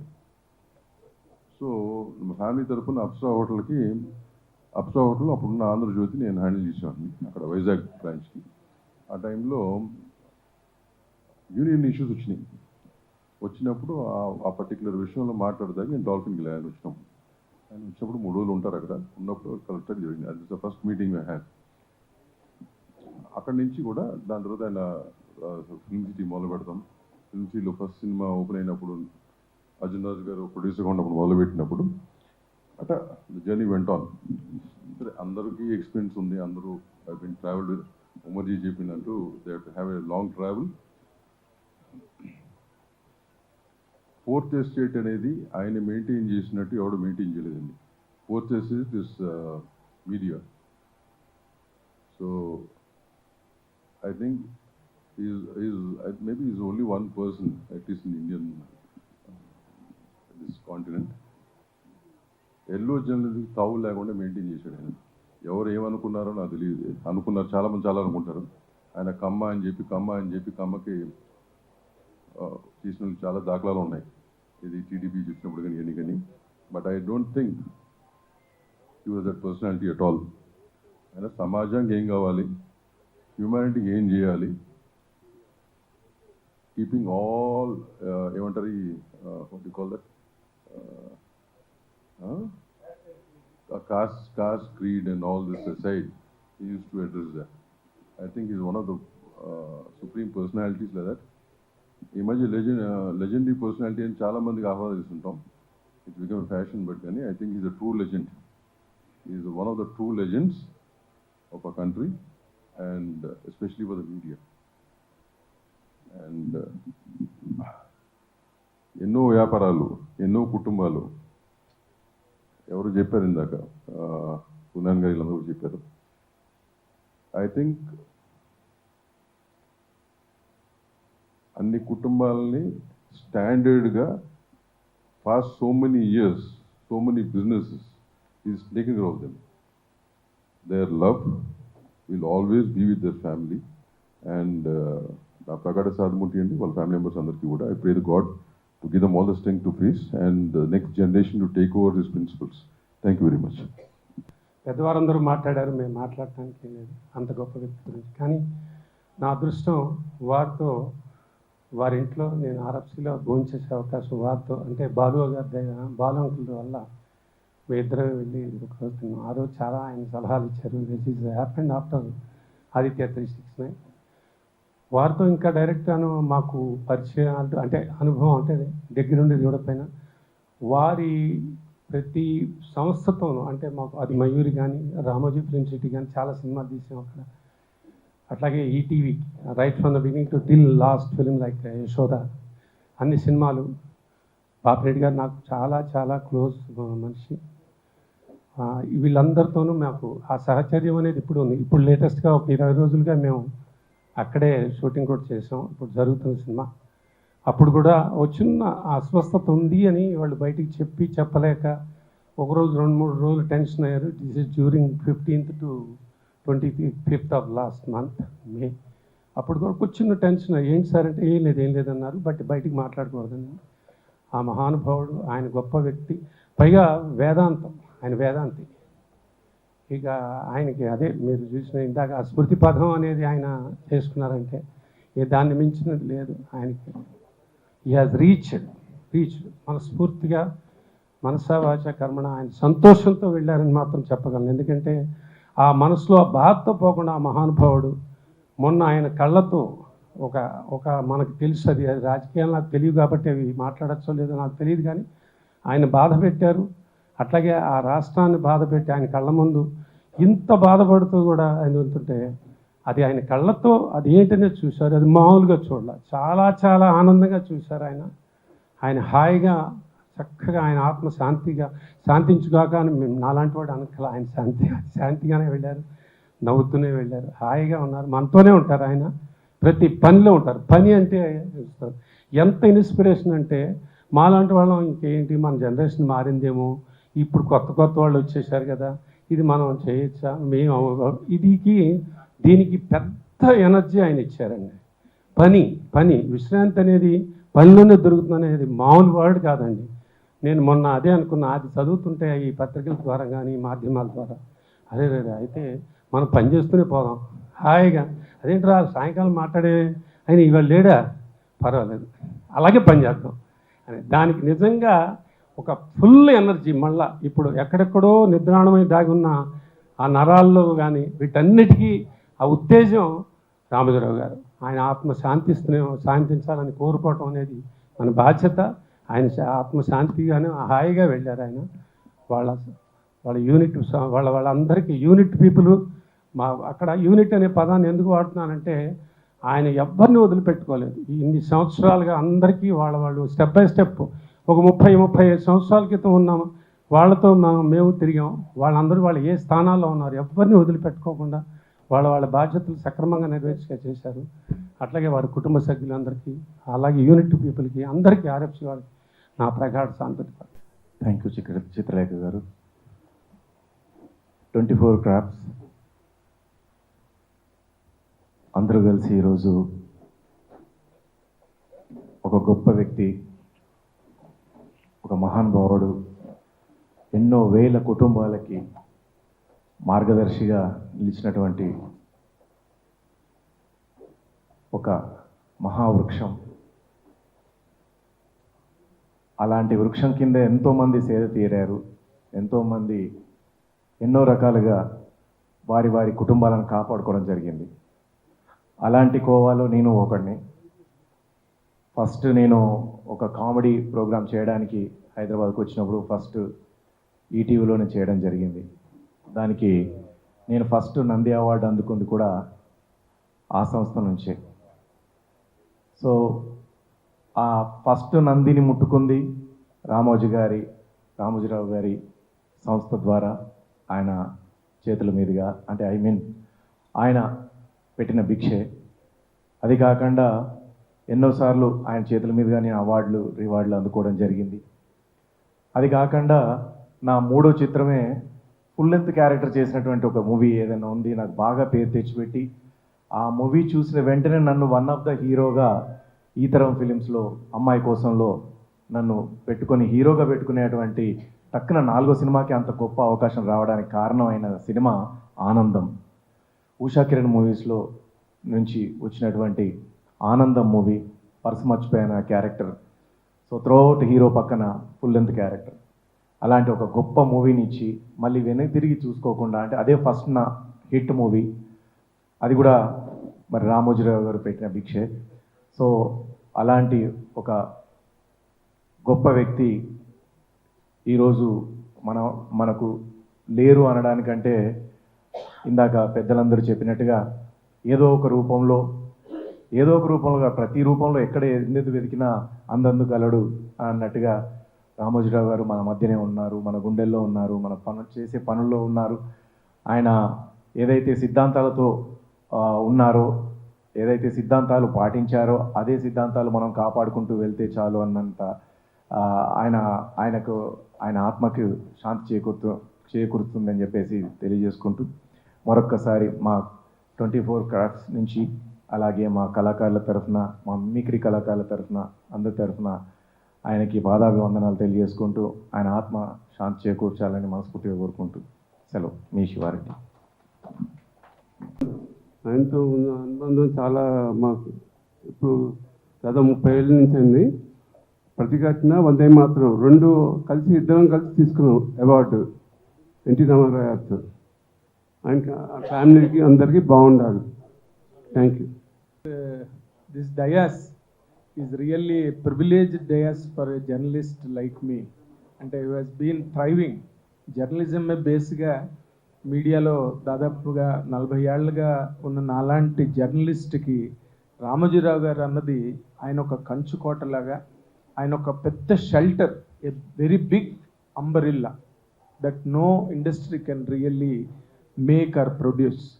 ఎప్పుడు వరల్డ్లో వెర్నాక్యులర్ జర్నలిజం అన్నది ఎప్పుడు ప్రారంభమైందో ఆ తర్వాత ఏ వరల్డ్ లాంగ్వేజ్లోనూ కూడా ఈనాడు లాంటి పేపరు ఒక రీజనల్ లాంగ్వేజ్లో వచ్చి ఇన్నాళ్ళు సస్టైన్ చేయడం అన్నది ఒక రికార్డ్ అయితే, రెండోది ఆయన రామోజీరావు దగ్గర ఉన్న చాలా గ్రేటెస్ట్ క్యారెక్టరిస్టిక్ ఏంటంటే he made journalism his own walk of life. తన జీవన విధానంగా జర్నలిజంను మార్చుకుని దానికి తగ్గట్టుగా అక్కడ జాయిన్ అయిన ప్రతి వాళ్ళని కూడా వాళ్ళకి నిజంగా జర్నలిస్టిక్ యాంగిల్ లేకపోయినా అక్కడ జాయిన్ అయిన వాళ్ళకి ఆ జర్నలిస్టిక్ యాంగిల్ని క్రియేట్ చేసిన ఒక గొప్ప క్రియేటర్ రామోజీరావు. ఎందుకంటే ఈనాడులో పనిచేసే వాళ్ళందరూ కూడా, ఎందుకంటే ఆ భయం భక్తి కూడా రామోజీరావు పట్ల రామోజీరావు గ్రూప్లో పనిచేసే ప్రతి ఒక్కరికి ఉంటుంది. ఎందుకంటే మీరు ఈనాడు ఆఫీసులోకి ఎప్పుడైనా వెళ్ళండి, బార్డర్ మీద పనిచేస్తున్నట్టుగా ఉంటారు లోపల ఆఫీసులో అందరూ కూడా. ఎవ్వడు కూడా ధైర్యంగా ఇలా తల ఎత్తుకునో, లేకపోతే సిగరెట్ కాలుస్తూనో, లేకపోతే పక్కవాడితో కబుర్లు చెప్పుకుంటూనో, అస్సలు పక్కనే రామోజీరావు ఉన్నట్టుగానే ఉంటాడు ప్రతి వాళ్ళు. బయటకు వచ్చాక వాళ్ళ ప్రవర్తన కానీ వాళ్ళ బిహేవియర్ కానీ చూస్తే అంటే మనకే కోపం వచ్చేంత ప్రైడ్ విపరీతం. మేము ఈనాడు ఆ ఈనాడు అన్న ప్రైడ్కి కారణం ఎవరంటే వెనకాతల రామోజీరావు అనమాట. ఒకే ఒకసారి మా మిక్కిలినేని జగదీష్ బాబు గారు, నాకు గుర్తులీయుడు మెడ్రాస్ నుంచి, ఆయన మొన్న ఆ ఈటీవీ యాక్సిడెంట్లో పోయారు. ఆయన ఈటీవీకి హైదరాబాద్ వచ్చినప్పుడు నన్ను పర్సనల్గా రామోజీరావు దగ్గరికి ఒకసారి తీసుకెళ్ళి నా గురించి ఏవో నా గుణగణాలు చెప్పి బాగా రాస్తాడు, సంగీతం మీద మంచి అవగాహన ఉంది, మంచి ఇంగ్లీష్ వచ్చు, ఇలాగేవో నా మీద ప్రేమాభిమానాలతో ఇంకో 2 ఎక్కువేసి చెప్తే ఆయన నా వైపు సీరియస్గా చూసి, మీరు ఇప్పుడు ఎక్కడ చేస్తున్నారు అని అడిగారు. ఆంధ్రజ్యోతిలో చేస్తున్నాను సార్ అన్న. అంటే తొందరలో వచ్చేద్దరు కానీ అయితే మీరు కూడా అన్నారు. అలాగేనండి అని బయటకు వచ్చేసాను. తర్వాత ఐ నెవర్ మెట్ హిమ్. కానీ ఇందాక ఉమర్జీ గారు ముందే చెప్పేశారు నా ముందు మాట్లాడడం వల్ల. కానీ ఆయన ఎంత గ్రేటెస్ట్ కాన్సన్ట్రేషన్ ఆయన పేపర్ మీద అంటే, ఏ జిల్లాలలో ఎవరు ఏ మంచి ఐటెం రాసినా దాన్ని ఐడెంటిఫై చేసి వాళ్ళకి ఒక బహుమానం, ఒక ఈనామను పంపిస్తారు ఆయన సంతకంతో పాటు. చాలా బాగుంది ఆర్టికల్ అని. అలాగే తిట్టినప్పుడు కూడా అంత బ్రహ్మాండంగా తిడతారు. ఎందుకంటే నా స్నేహితుడు ఈటీవీ 2లో పనిచేస్తున్నప్పుడు నేషనల్ న్యూస్ వచ్చినప్పుడు ఆ నేషనల్ న్యూస్కి వెనకాతల వాళ్ళు ఇంటర్నేషనల్ మ్యూజిక్ ఒకటి స్కోర్ చేస్తే మన్నాడు ఆయనకు లెటర్ వచ్చింది, జాతీయ వార్తలకు అంతర్జాతీయ సంగీతమా, నీకు బుర్ర లేదు అని ఒక లెటర్ వచ్చింది ఆయనకి. ఆయన నాకు చూపించాడు, ఏదో చూడమని. తర్వాత ఆఫ్టర్ వెరీ లాంగ్ టైం నేను మెడ్రాస్లో ఆయన కలిసిన తర్వాత, ఇక్కడ ఒక 10 years back, I don't remember properly, ఆ ఫ్లడ్స్ వరదలన్నీ బాగా వచ్చి ముంచెత్తినప్పుడు అందరూ ఈనాడుకి విరాళాలు వాళ్ళకు పంపించినప్పుడు నా ఫ్రెండ్ ఈటీవీలో పనిచేసేవాడు ఈదర్ శ్యాంప్రసాద్ గారు అని, ఆయన క్యాజిల్ టౌన్ పబ్లిక్ స్కూల్ అని స్కూల్ పెట్టారు. స్కూల్ పెట్టినప్పుడు he made me one of the directors to that school. వాళ్ళు రామోజీరావుకి ఒక విరాళం అమౌంట్ ఇస్తూ దాని మీద ఒక కవరింగ్ లెటర్ రామోజీరావుకి ఏదైనా అడ్రస్ చేస్తూ రాయాలని చెప్పి వాళ్ళకి ఐడియా వచ్చి నన్ను అడిగారు ఒక చిన్న లెటర్ రాయండి అని. అంటే నేను వాళ్ళని 2 రోజులు ఏడిపించి 3వ రోజు స్కూల్కి వెళ్ళి I just scribbled few lines అంతే. నేను పెద్ద టైం లేదు, గవ్వ రాసి ఇచ్చేసి వెళ్ళిపోయిన ఒక 4-5 రోజులకి యూ విల్ నాట్ బిలీవ్ అండి that such things make people great and such people become legends in life. ఇందాక నుంచి 2-3 లెజెండరీ పర్సన్ అని మాట్లాడారు. లెజెండరీ పర్సన్ అంటే the person who has the qualities akin to a legend లక్షణాలు ప్రస్ఫుటమైన వాళ్ళని మాత్రమే మనం లెజెండరీ పర్సనాలిటీస్ అనొచ్చు. He's a legend by himself. ఆయన లక్షణాలు ఎవరికైనా ఉంటే వాళ్ళని లెజెండరీ పర్సన్ అని మనం అనొచ్చు, లేకపోతే పర్సన్ లైక్ రామోజీరావు అనొచ్చు. ఈ లెటర్ రాసిన తర్వాత ఒక 4-5 రోజుల తర్వాత ఇందాక చెప్పారు రామోజీరావు గారి దగ్గర ప్రభాకర్ గారు అని ఉంటారు. ప్రభాకర్ గారు కాల్డ్ మీ. ఆయన నెంబర్ కూడా నాకు తెలియదు. నేను ఫోన్ ఎత్తే ఎవరండి అని అంటే, I was in the rush of traffic. అంటే నేను ఇలాగా రామోజీ ఫిల్మ్ సిటీ నుంచి, నా పేరు ప్రభాకర్ అండి, ఇలాగా మీ నెంబర్ నేను శ్యాంప్రసాద్ గారి దగ్గర తీసుకున్నాను. చెప్పండి సార్ ఏం కావాలంటే, నేను రామోజీరావు దగ్గర పనిచేస్తానండి. సంతోషం సార్, ఏం చేయాలి నేను అన్నా. అంటే ఏం లేదండి, మీరు మొన్న ఒక లెటర్ రాశారు కదా క్యాజిల్ టౌన్ పబ్లిక్ స్కూల్కి, ఆ లెటర్ చదివి ఈ లెటర్ ఎవరు రాశారో కనుక్కుని ఆయన ఒకసారి రమ్మనండి అని చెప్పారండి. మీకు ఎప్పుడు వీలైతే అప్పుడు రండి అన్నాడు. మహద్భాగ్యం, రామోజీరావుని కలవడానికి ఎప్పుడు వీలైతే అవుతుంది ఏంటండి, రేపు ఉదయమే వచ్చేస్తానన్నా. అంటే మీకు ఎక్కడికి కారు పంపించాలి, ఏం పంపించాలి, మీరు ఏం పంపించద్దండి, నేను పర్సనల్గా వస్తానని చెప్పి నేను డైరెక్ట్గా వెళ్తే Ramoji Rao has spent time with me at least about ½ an hour. దాంట్లో నేను రాసిన ప్రతి లైన్లోని ప్రతి వర్డ్ని ఆయన గ్రహించి దాన్ని కొన్ని ఆయనకి అర్థమైనవి, కొన్ని దాని మీద నా ఎక్స్ప్లెనేషన్ తీసుకున్నవి కూడా ఉన్నాయి. To that extent N T Rama Rao గారి తర్వాత నేను ఆయనతో కూడా చాలా సందర్భాల్లో గడిపాను. ఎందుకంటే రామారావు 94లో ముఖ్యమంత్రి అయిన తర్వాత మా ఆంధ్రజ్యోతి తరఫున మేము చాలా పెద్ద సప్లిమెంట్ వేసినప్పుడు నేను వారం రోజులు మేనేజ్మెంట్తో పోరాడి నేనే కవరింగ్ ఆర్టికల్ రాసినప్పుడు దాన్ని కమెంట్స్ ఎలా చేశానంటే, శతవసంతాల మాలతి మధుర సుగంధాలను నింపుకున్న ఒకనాటి ఆంధ్ర రంగస్థల వైభవ వీచిక అప్పుడే కుసుమిస్తున్న సినీ నందనోద్యానంలోకి ఒక చిరు అలగా హేమంత శీతల హిమరేఖలా ప్రవేశించింది. ఆ అల పేరే ఆంధ్రదేశమంతా అల్లారు ముద్దుగా పిలుచుకునే మన అన్న నందమూరి తారక రామారావుని ఓపెన్ చేశా. ఈ పేపర్ వచ్చిన తర్వాత అప్పుడు ఆయన గోటేటి రామచంద్రరావు ఉండేవారు, రామారావు గారు సిగరెట్ కాల్చుకుంటూ ఇలాగే.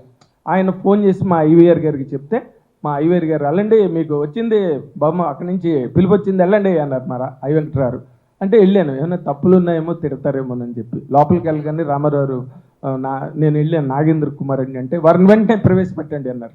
లేదు సార్ నేనే నాగేంద్ర కుమార్ సార్ అన్న.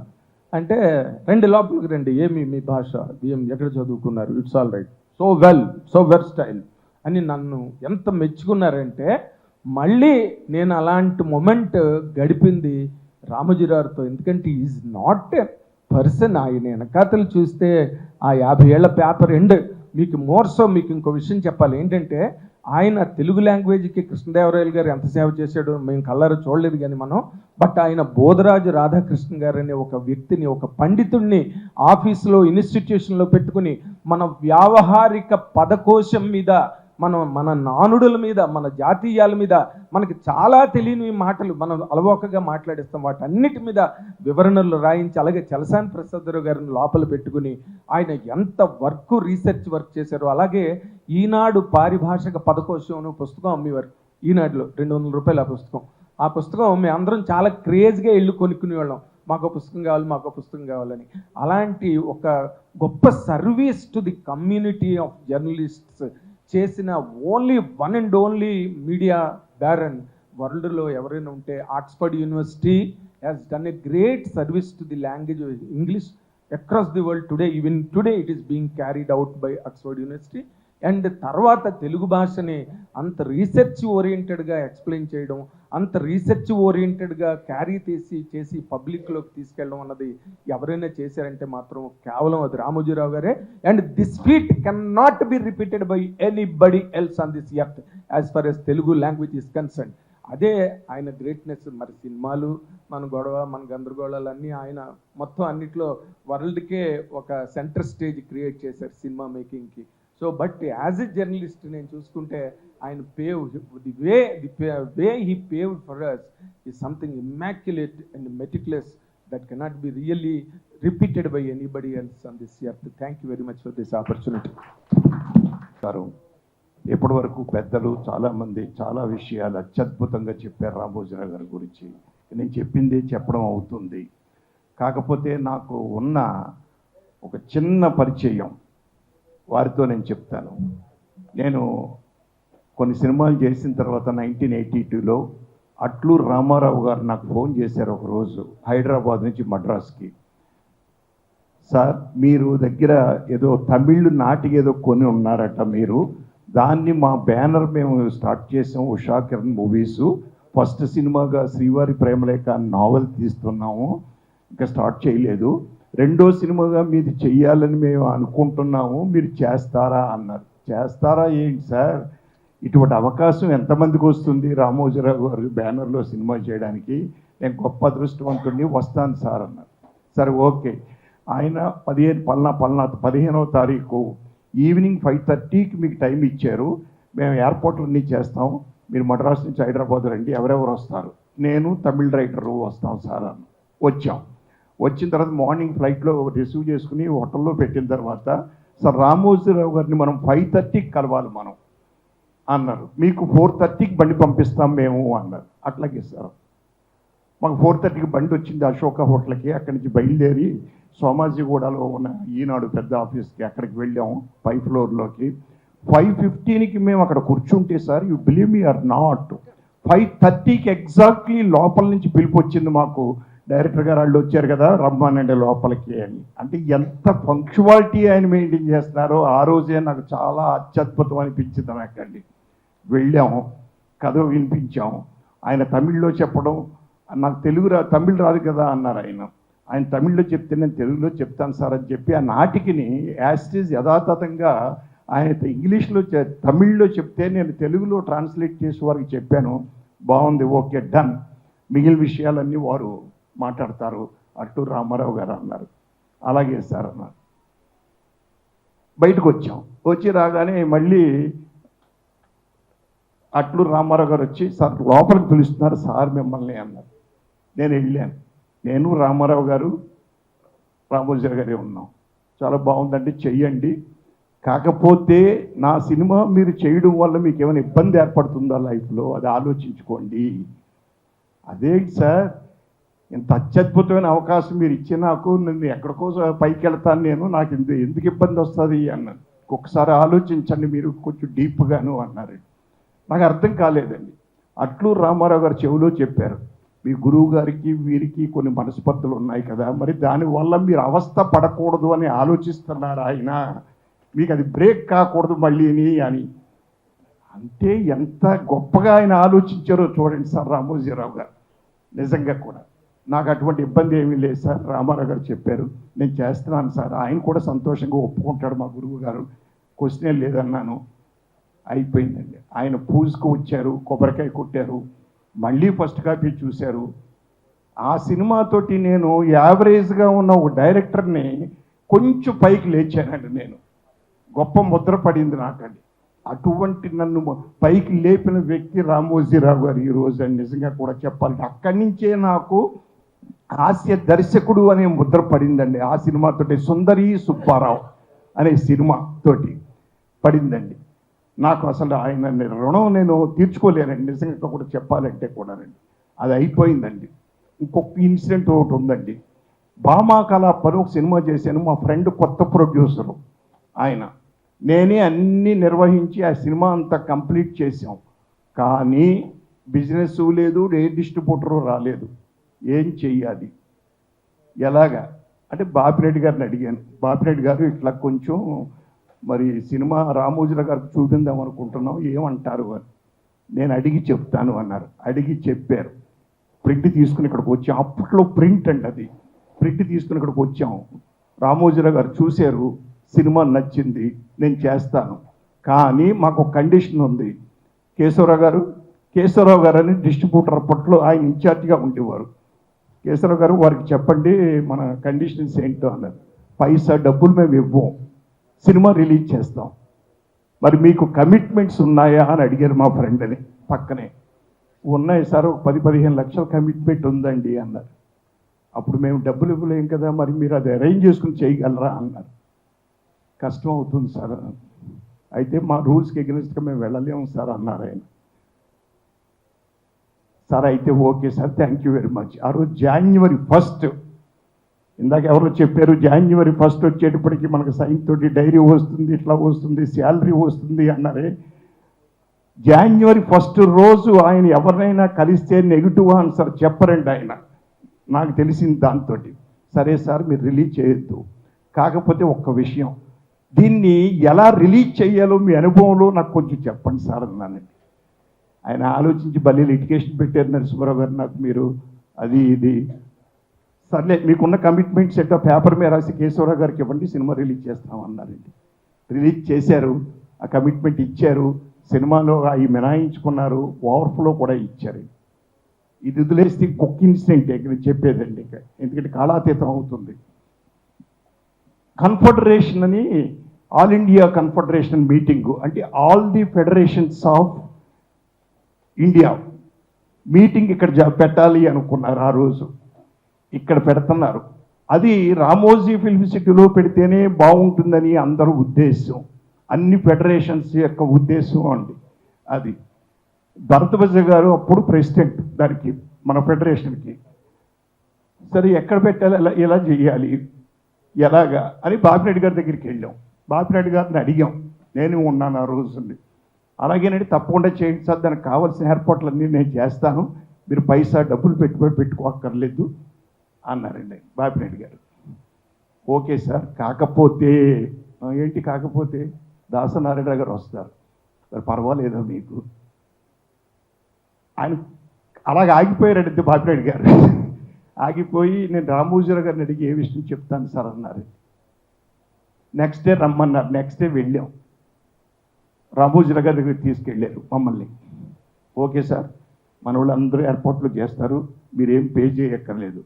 దాసనారాయణరావు గారు వచ్చిన వెంటనే రామోజీ ఫిలిమ్స్లో అడుగు పెట్టిన వెంటనే మీరు ఎవ్వరూ రిసీవ్ చేసుకోవడానికి వీల్లేదు, మా స్టాఫే రిసీవ్ చేసుకుంటారు, నా దగ్గరికి తీసుకొస్తారు, కాఫీ తాగుతాం, మీ ఇద్దరం కలిసి కిందకి దిగుతాం.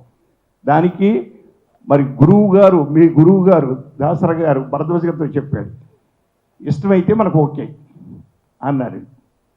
గురుగారితో చెప్పాము, సరే ఆయన ఆనందపడ్డాడు. ఆయన ఆ రోజు sir, you believe are not, main gate దగ్గర నుంచి రామోజీరావు గారు ఇంటి దాకా, అంటే ఇప్పుడున్నటువంటి ఇల్లు కాదు సార్, అప్పుడు అంతకుముందు హోటల్ పైన ఇల్లు ఉండేదండి ఆయనకి, 5 ఫ్లోర్లు ఎక్కడో ఉండేవారు ఆయన. దాకా రామోజీరావు గారు స్టాఫ్ని అటు ఇటు నిలబెట్టి కొంతమంది చేత లేడీస్ చేత పువ్వులేసి దాసనారాయణ గారు రిసీవ్ చేసుకున్నాడు. అంటే ఆయనకి కోపం కానీ ఇది కానీ ద్వేషం కానీ ఉండవు అని ప్రూవ్ అయిందంటే రామోజీరావు గారికి. అది ఈనాడు యూత్ తెలుసుకోవాల్సినటువంటి విషయం అదండి అది. సో ఎన్నో విషయాలు చెప్పారు అందరూ కూడాను. అలాంటి మహానుభావుడు మనకి దూరం అయిపోవడం నిజంగా కూడా దురదృష్టం అయినా కూడా ఆయన జ్ఞాపకాలు, ఆయన చేసిన పనులు మనం గుర్తుపెట్టుకుంటూ ఆ రూట్లో వెళ్తే చాలు, ఆయన పేరు నిలబెట్టినట్టే లెక్క. థ్యాంక్ యూ వెరీ మచ్ అండి. Thank you sir. 24 క్రాఫ్ట్స్ కార్మికుల తరఫు నుంచి మా ప్రగాఢ సంతాపం తెలియజేసుకుంటూ, వారితో మాకు ఒక 15 ఇయర్స్ 20 ఇయర్స్ నుంచి ఫిలిం సిటీతో మాకు అనుబంధం ఉంది. ఆయనతో డైరెక్ట్గా అనుబంధం లేకపోయినా కానీ ఆయన వర్డ్స్ మా దగ్గర దాకా వచ్చి ఈ వర్కర్స్కి సంబంధించిన, కెమెరా డిపార్ట్మెంట్కి సంబంధించిన ఆయన ఆలోచనలన్నీ మాకు ఏదో రూపంలో మాకు మెసేజ్ పంపిస్తూ ఉండేవాళ్ళు. అదేంటంటే, ఫస్ట్ కెమెరా డిపార్ట్మెంట్ స్టార్ట్ అయిన తర్వాత అప్పుడు మీడియాలో ఉండే కొంతమంది కెమెరా అసిస్టెంట్స్ని ఈ సినీ కెమెరా అసిస్టెంట్స్గా తీసుకోవాలని కొంతమందిని సెలెక్ట్ చేసి, వాళ్ళందరికీ అసోసియేషన్లో మెంబర్షిప్ లేదు, బట్ ఇక్కడ ఎంప్లాయ్మెంట్ మాత్రం ఖచ్చితంగా సినిమాలు చేస్తారు కంటిన్యూగా అని ఒక ఉద్దేశం పెట్టుకుని మమ్మల్ని పిలిచి మాట్లాడడం జరిగింది. అప్పుడు ఆయన ఒకటే చెప్పారు, ఇక్కడ ఉండే ఎంప్లాయ్మెంట్ ఎంతమంది అయితే తీసుకుంటున్నామో వాళ్ళందరికీ అసోసియేషన్కి వాళ్ళ రూల్స్ ప్రకారం మేము కార్డ్స్ తీసుకుని వాళ్ళని యాజ్ ఇట్ ఈజ్గా మా ఎంప్లాయ్మెంట్ కిందే చూసుకుంటాం అని చెప్పడం. దాని తర్వాత ఎన్నో సంవత్సరాలు ఆ చిన్న డిపార్ట్మెంట్లో వీడియో కెమెరాలు ఉండే కెమెరా అసిస్టెంట్లు అందరూ కెమెరా అసిస్టెంట్లు అయ్యి వాళ్ళకు ఒక జీతాల కింద తీసుకునే టైంలో, అంటే బయట మాకు యాక్చువల్గా బేటాస్ అని ఈ టైప్లో జర్నీ ఉండేది. ఆ టైంలో వాళ్ళకి జీతాలని ప్రొవైడ్ చేసి, జీతాలు అలవాటు చేసిన బయట ఒక 30,000 సంపాదించిన వాళ్ళు ఒక 10-15,000 సంపాదించిన వాళ్ళకంటూ ఒక నీట్గా ఒక సిస్టమ్ ప్రకారం ఎట్లా జీవనం సాగించాలనే విధానం నేర్పించి, ప్లస్ వాళ్ళు ఆ డిపార్ట్మెంట్ని క్లోజ్ చేసేటప్పుడు మళ్ళీ మమ్మల్ని పిలిచి, వీళ్ళందరినీ ఈ డిపార్ట్మెంట్ క్లోజ్ చేస్తున్నాం, సో ఇప్పుడు అసోసియేషన్లో కార్డులు తీసుకున్న మెంబర్లందరూ బయటికి వస్తారు, వీళ్ళందరికీ మీ ఫెడరేషన్ తరఫు నుంచి ఒక డిసిషన్ తీసుకుని వీళ్ళందరికీ న్యాయం చేసే విధంగా మీరు చేయండి అని చెప్పేసి ఆయన ద్వారాగా ఒక మెసేజ్ పంపించి, వెంటనే మేమందరం అప్పుడు మంచిగా ఒక ఆలోచన చేసి, ఇంత పెద్ద ఆయన మనకు ఒక మెసేజ్ పంపించారు, వాళ్ళందరి గురించి ఆలోచిస్తున్నారని చెప్పేసి ఒక ఆలోచనతోటి మేము కూడా ఒక మీటింగ్ పెట్టుకుని, వారందరూ బయట కెమెరా డిపార్ట్మెంట్ ఏదైతే సెటిల్ అయ్యేదాకా బయట ఎక్కడ అసోసియేషన్లో కార్డులు ప్రొవైడ్ చేయకూడదని చెప్పేసి ఒక ఆలోచన చేసి ఒక 1.5 year కార్డ్స్ని స్టాప్ చేసి వాళ్ళందరూ బయట సెటిల్ అవ్వడానికి కారణమైన మా రామోజీరావు గారు ఎప్పటికీ ఆ వర్డ్స్ని మేము ఎప్పుడు ఒక ఇన్స్పిరేషన్గా తీసుకుంటాం. ఎందుకంటే ఆయన ఒక శిఖరం, ఎక్కడో చిన్న రాళ్ళలాగా ఉండే మనం ఎంప్లాయ్మెంట్ చిన్న రాళ్ళలాగా ఉండే వాళ్ళ గురించి ఆయన అంత ఆలోచన చేశారంటే ఆ రోజు ఈరోజు ఆ వర్డ్స్ కానీ ఆ మెసేజ్లు కానీ మేము ఎప్పటికీ మర్చిపోలేము. ఎనివే మన మధ్య లేకపోయినా కానీ ఆయనకి డీప్ కండోలెన్స్ ప్రకటిస్తూ thank you very much. Thank you very much అండి. నాయుడు గారు, అయితే మాకు రామోజీరావు గారితో ఉన్న అనుబంధం ఏంటంటే, ఊళ్ళల్లో అంటూ ఉంటారు పక్క పొలాలలో అని. మేము యాక్చువల్గా ఈ రంగంలోకి ఒక 5-6 ఏళ్ళ నుంచి వచ్చాం, ఒక 5-6 సినిమాలు తీసాం. కానీ అంతకుముందు 30 సంవత్సరాల నుంచి ఆయన పక్క పొలం, ఆయన వెనక పొలం, ఆయన ముందు పొలం, ఇలా వెంచర్లు చేసి నేను మా వెంకటేశ్వరరావు గారు రియల్ ఎస్టేట్ నుంచి ఇక్కడికి వచ్చాం. మ్యారేడ్కి కూడా నేను ఒక 5 సంవత్సరాలు సెక్రటరీ చేశాను. మా వెంకటేశ్వరరావు ఇప్పుడు ట్రెజరర్గా ఉన్నారు. సో ఈ సంస్థ ద్వారా కూడా మేము ఆయనకి నివాళులు అర్పిస్తున్నాం. Is a creator and is an executor and is an achiever. అది 3 ఒక సెంటెన్స్లో చెప్పాలంటే ఆయన ఏదైతే కళలు కన్నాడో ఆ కళల్ని చూస్ చేసేవాడు. So is inspiration to all generations అండి. Thank you very much. పెద్దలందరికీ నమస్కారం అండి. రామోజీరావు గారి గురించి మొత్తం మన పెద్దలు అద్భుతమైన విషయాలు చెప్పారు. ఇక నా వరకు ఏంటంటే, ఒక సినిమాల్లో ఇబ్బంది పడుతున్న రోజుల్లో ఈటీవీ అన్నది వచ్చి ఎంతోమంది కళాకారులకు చక్కటి అవకాశాలు ఇవ్వటమే కాకుండా వారికి భుక్తికి మంచి మార్గం, సుమార్గంగా ఆ కళాకారులందరికీ ఒక వరంగా వచ్చింది మన ఈటీవీ. మరి ఎంతోమంది కళాకారులు, టెక్నీషియన్స్, ఇక మనకు దాని గురించి చెప్పక్కర్లేదు, కొన్ని వేల కుటుంబాలకి అద్భుతమైనటువంటి ఉపాధి కల్పించింది. మరి వారితో నాకు పెద్ద పరిచయం లేదు, కానీ వారి అబ్బాయి గారు కీర్తిశేషులు సుమన్ గారితో చాలా చక్కటి పరిచయాలు ఉండేవి. వారికి, ఆ సంస్థకి, వారి కుటుంబానికి ప్రగాఢ సానుభూతిని తెలియజేస్తూ ఒక చిన్న నాలుగు లైన్లు శ్రద్ధాంజలి ఈ విధంగా నేను ఘటిస్తున్నాను. శ్రీ రామోజీరావు గారు ఈనాడుతో విజ్ఞాన వినోదాలను పంచి, తెలుగువారికి ప్రియ రుచులను చూపించి, ఉషాకిరణాలతో ఈటీవీ మీ టీవీగా చాటించి, చక్కటి చిత్రాలతో రామోజీ మార్కు వేయించి, ఎందరికో విద్య నేర్పించి, ఉపాధి మార్గం చూపించి, ఎన్నో శిఖరాలను అధిరోహించి ఘనతను సాధించి, శవైక్యమందిన అభినవ విరించి, సరాగాలను అందించిన విపంచి వారికి నా ప్రగాఢ సంతాపం మా టీవీ ఇండస్ట్రీ తరపు నుంచి, అదేవిధంగా మూవీ ఇండస్ట్రీస్ తరపు నుంచి తెలియజేస్తూ సెలవు తీసుకుంటున్నాను. నమస్కారం. అందరికీ నమస్కారం అండి. నేను రామోజీరావు గారి సంస్థ మయూరి ఫిలిం డిస్ట్రిబ్యూటర్స్లో మేనేజర్గా చేయడం జరిగింది. వారు ఒక తండ్రిలాగా, అంటే ఎలాగంటే ఇది మనకి అందరికి కూడా ఒక ఇన్స్పిరేషన్ లాగా, ఒక ఆర్గనైజేషన్లో ఎలా ఉండాలి ఉద్యోగులకి, యాజమాన్యానికి అనేదానికి, ఏదైనా తప్పు చేసినప్పుడు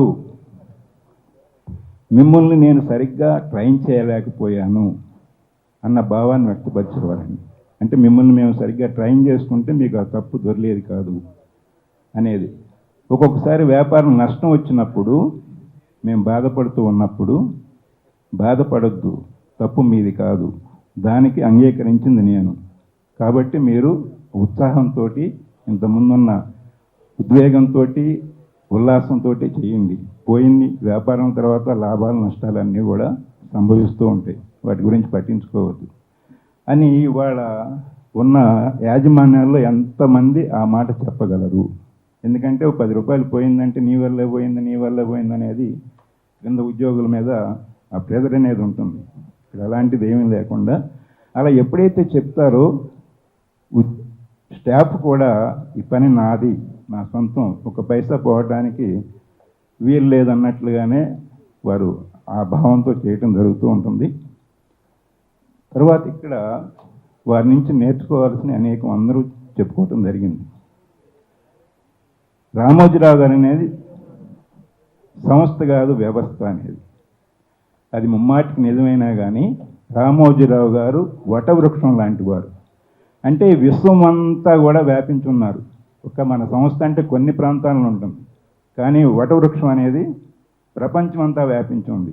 ఇప్పుడు రామోజీరావు గారు చనిపోయారంటే ఆ కుటుంబానికి ఒక్కళ్ళే బాధపడలేదు, ప్రతి వారు మా ఇంట్లో ఒక మనిషిని కోల్పోయాము అన్న భావం అందరిలో ఉందండి.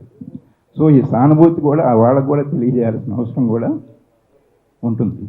అంతగా ఓన్ చేసుకున్నారు, మా మనిషి, మా సొంత మనిషి, మా తండ్రి లాంటి వాళ్ళు, లేకపోతే మా అన్న లాంటి వాడు, ఇలా ఈ భావాలతో తాత లాంటి వారు అనేది. వారిలో అందరం తీసుకోవాల్సింది ఏంటంటే, ఒకసారి చూడండి ఆ బొమ్మ, వారి యొక్క చిత్రపటం లేదా మనిషిని మనం గుర్తించుకుంటే తెల్లటి బూట్లతోటి, తెల్లటి డ్రెస్ తోటి ఎంత ప్రకాశవంతంగా వెలిగిపోతూ ఉంటారు మనిషి ఎప్పుడు కూడా. ఒకసారి కళ్ళు మూసి అలా తెచ్చుకుంటే మొత్తం ఆ విగ్రహం అంతా కూడా అలా ప్రత్యక్షం అవుతూ ఉంటుంది. ఒక మనిషి విజయం సాధించడానికి శ్రమ అంటే కష్టపడే తత్వం. ప్రతి నిమిషం ఒక పని చేస్తున్నప్పుడు ఆ పని మీదే కష్టపడటం. శ్రద్ధ, చేస్తున్న పని మీదే ఏకాగ్రత పెట్టడం, మిగతా విషయాల మీద దేనికి మళ్ళించకుండా పూర్తిగా దాని మీదే మనం ఏకాగ్రత నిలపటం. ఆత్మవిశ్వాసం, ఏ పని చేస్తూ ఉన్నా అదే పని మీద అదే పనిని మనం జయించగలము, మనం సాధించగలము, ఎన్ని అడ్డంకులు వచ్చినా ఎదుర్కొందాము అనే ఆత్మవిశ్వాసం పరిపూర్ణంగా 100% నిండుగా ఉన్నప్పుడే తర్వాత క్రమశిక్షణ, సమయపాలన, చిరునవ్వు, సృజనాత్మకత, ఇవి అన్నీ ఉన్న వాళ్ళకి విజయం అనేది తథ్యం.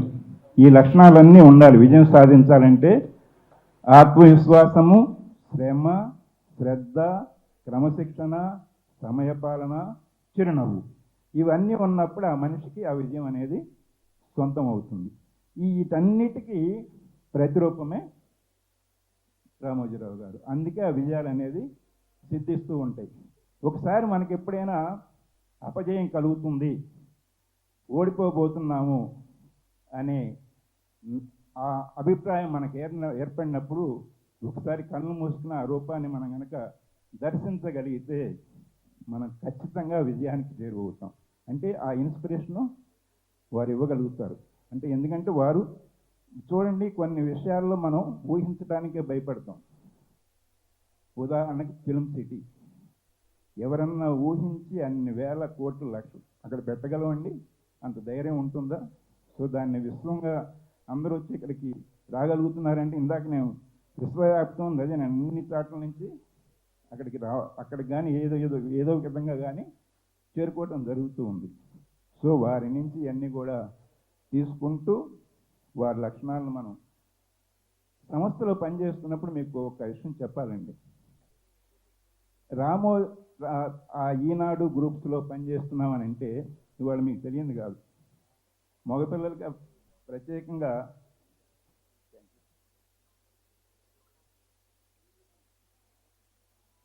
మగపిల్లలకి పెళ్ళిళ్ళు కావట్లా, ఇబ్బందిగా ఉంటాం. ఇప్పుడు ఈనాడు గ్రూప్లో చేస్తున్నారని అంటే పిల్లనివ్వటానికి ధైర్యంగా ముందుకు వస్తారు. ఎందుకంటే క్రమశిక్షణ ఉంటుంది, వాళ్ళ దగ్గర చక్కటి తెలివితేటలు ఉంటాయి, వాడు ఒక జీవన విధానానికి అలవాటు పడి ఉంటారనేది. అలాగే ఆడపిల్లలు కూడా ఆ సంస్థలో పనిచేయడానికి పుట్టింటికి వచ్చినట్లుగా వచ్చి చేస్తూ వెళుతూ ఉంటారు. అంటే అంత నమ్మకం, అంత క్రమశిక్షణ అక్కడ ఉంటుంది. కాబట్టి ఇవన్నీ కూడా వారి నుంచి మేము స్ఫూర్తి పొందాము. ఇవాళ ఈ యొక్క బాధ అనేది అందరికీ ఉంది, మాకు ఉంది, మీకు ఉంది, కుటుంబానికి ఉంది. అందరం కూడా మనశ్శాంతి కలగాలని, వారి యొక్క ఆత్మవిశ్వాసాన్ని ఒకసారి రూపాన్ని గుర్తెచ్చుకుని మన విజయాలు సాధించాలని కోరుకుంటూ సెలవు. పాత్రికేయ మిత్రులకు అందరికీ వందనాలండి. క్షమించాలి, నేను సభా వేదిక మీదకి ఎక్కలేక నాకు లెగ్ ఫ్రాక్చర్ అయింది, ప్రాబ్లంలో ఉండి పైకి ఎక్కలేక కింద నుంచే మాట్లాడుతున్నాను. రామోజీరావు గారు అనే వ్యక్తి, అనే ఒక మహోన్నత వ్యక్తితో పరిచయం, కొన్ని క్షణాలు ఆయనతో గడిపే అవకాశం దొరకడం అనేది చాలా గొప్పగా ఫీల్ అయ్యే రోజుల్లో 1987లో నేను అప్పటికే ఒక 20 సినిమాలు డైరెక్టర్గా అయిపోయినాయి. ఓన్ ప్రొడక్షన్ స్టార్ట్ చేసి 87లో గాంధీనగర్ 2వ వీధి అని రాజేంద్ర ప్రసాద్ గారు హీరో, గౌతమి గారిని పరిచయం చేస్తూ సినిమా తీసే ముందుకు అన్నీ నావి యాక్షన్ సినిమాలండి. నేను చాలా డిఫరెంట్ సబ్జెక్ట్స్ చెప్తానని ఏ ప్రొడ్యూసర్ దగ్గరికి వెళ్తున్నా ఆ యాక్షన్లో ఆల్ టైమ్ రికార్డ్స్, పెద్ద పెద్ద హిట్స్ ఉన్నాయి, మెరుపుదాడి, ఇవన్నీ కూడా నువ్వు కామెడీ అందిస్తావయ్యా అని చెప్పని చాలా డిస్కరేజింగ్గా మాట్లాడేవాడు.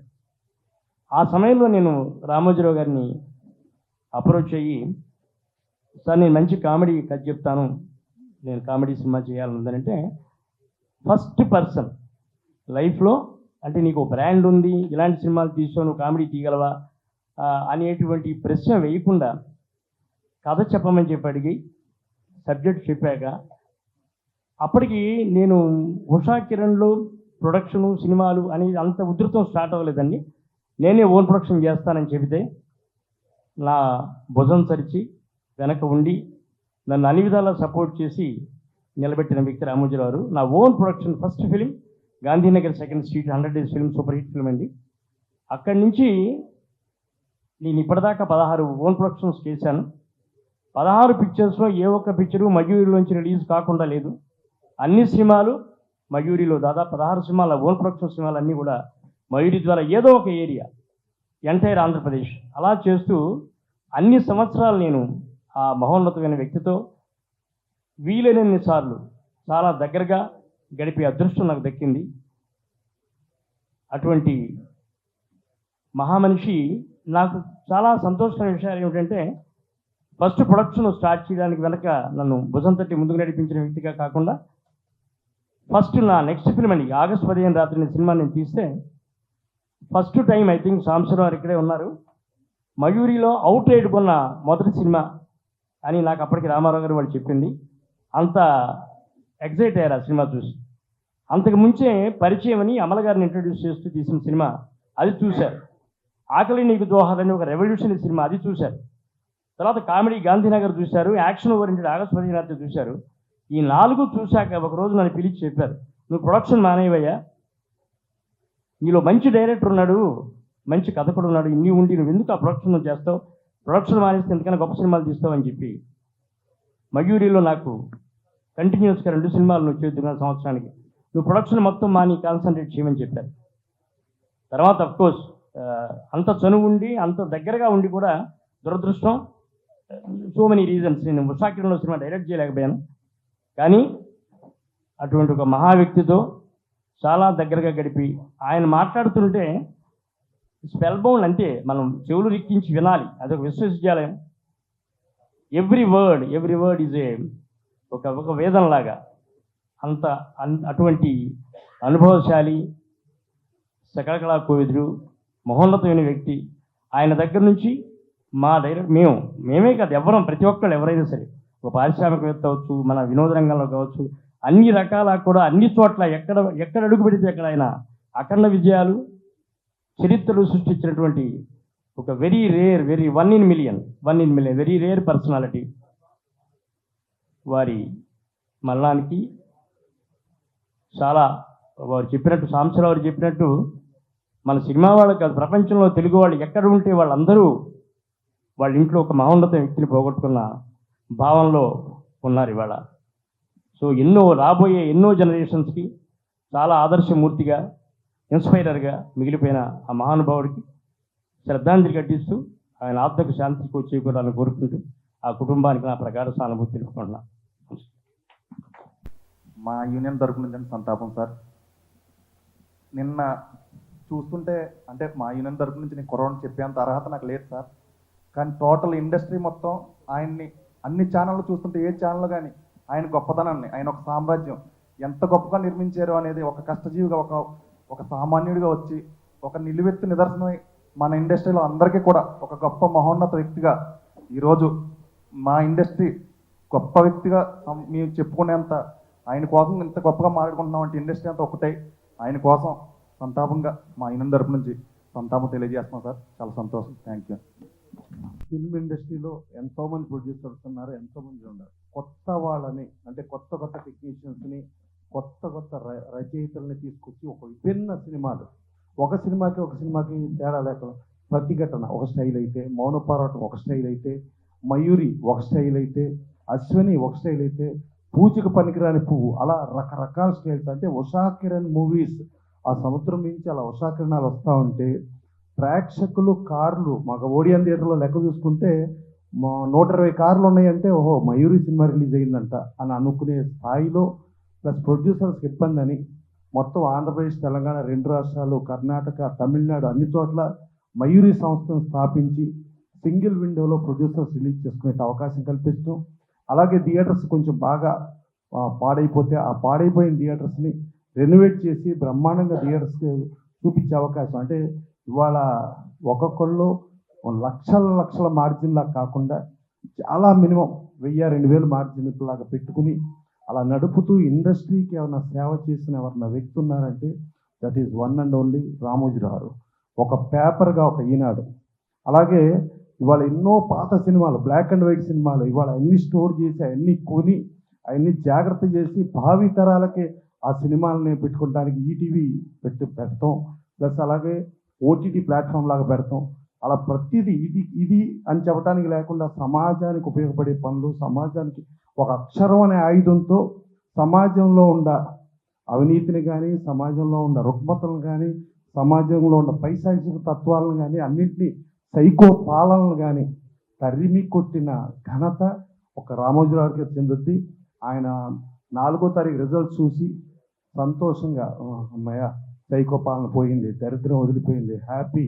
సో అటు ఆంధ్రప్రదేశ్ హ్యాపీ, ఇటు తెలంగాణ హ్యాపీ, అటు భారతదేశం హ్యాపీ, అన్నీ చూసుకుని ఓహో నా బాధ్యత ఇక్కడ నిర్వర్తించేసి అయిపోయింది. అక్కడ పైన రామారావు ఉన్నారు, అలా రామారావు దగ్గరికి వెళ్ళి నేను అక్కడ ఎన్నో పనులు చేయాలని చెప్పి ఆయన వెళ్ళటం జరిగింది. రామారావు కానీ, రామోజీరావు కానీ వీళ్ళు భౌతికంగా మన దగ్గర లేకపోయినా సూర్య చంద్రుల భూమి ఆకాశాలు ఉన్నంత వరకు వాళ్ళు బ్రతికే ఉంటారు, వాళ్ళు మనతోనే ఉంటారు. మనం వాళ్ళ ఆశయాలు, వాళ్ళ స్ఫూర్తి నుంచి మనం సరి చేసుకుంటే అది వాళ్ళకి ఇచ్చిన నివాళిగా భావించాల్సి వస్తుంది. డెఫినెట్గా అలాంటి మహానుభావులకు మనం నివాళి అర్పించడం, ఇంతమంది వచ్చి ఈ హాల్లో నివాళి అర్పించడానికి పెడితే ఇంతమంది వచ్చి ఇంత క్యూ కట్టి ఇంతసేపు జరిగిందంటే అది ఒక్క రామోజీరావుకే చెందుద్ది. ఆ ఒక్క రామోజీరావుకి ఎంతమంది రాగలిగారు. ఇంకా ఎంతోమంది మాట్లాడతానికి మేము అంటున్నా కూడా సమయభావం వల్ల ఇక ఎంతటితో ముగిస్తున్నాం. Thank you.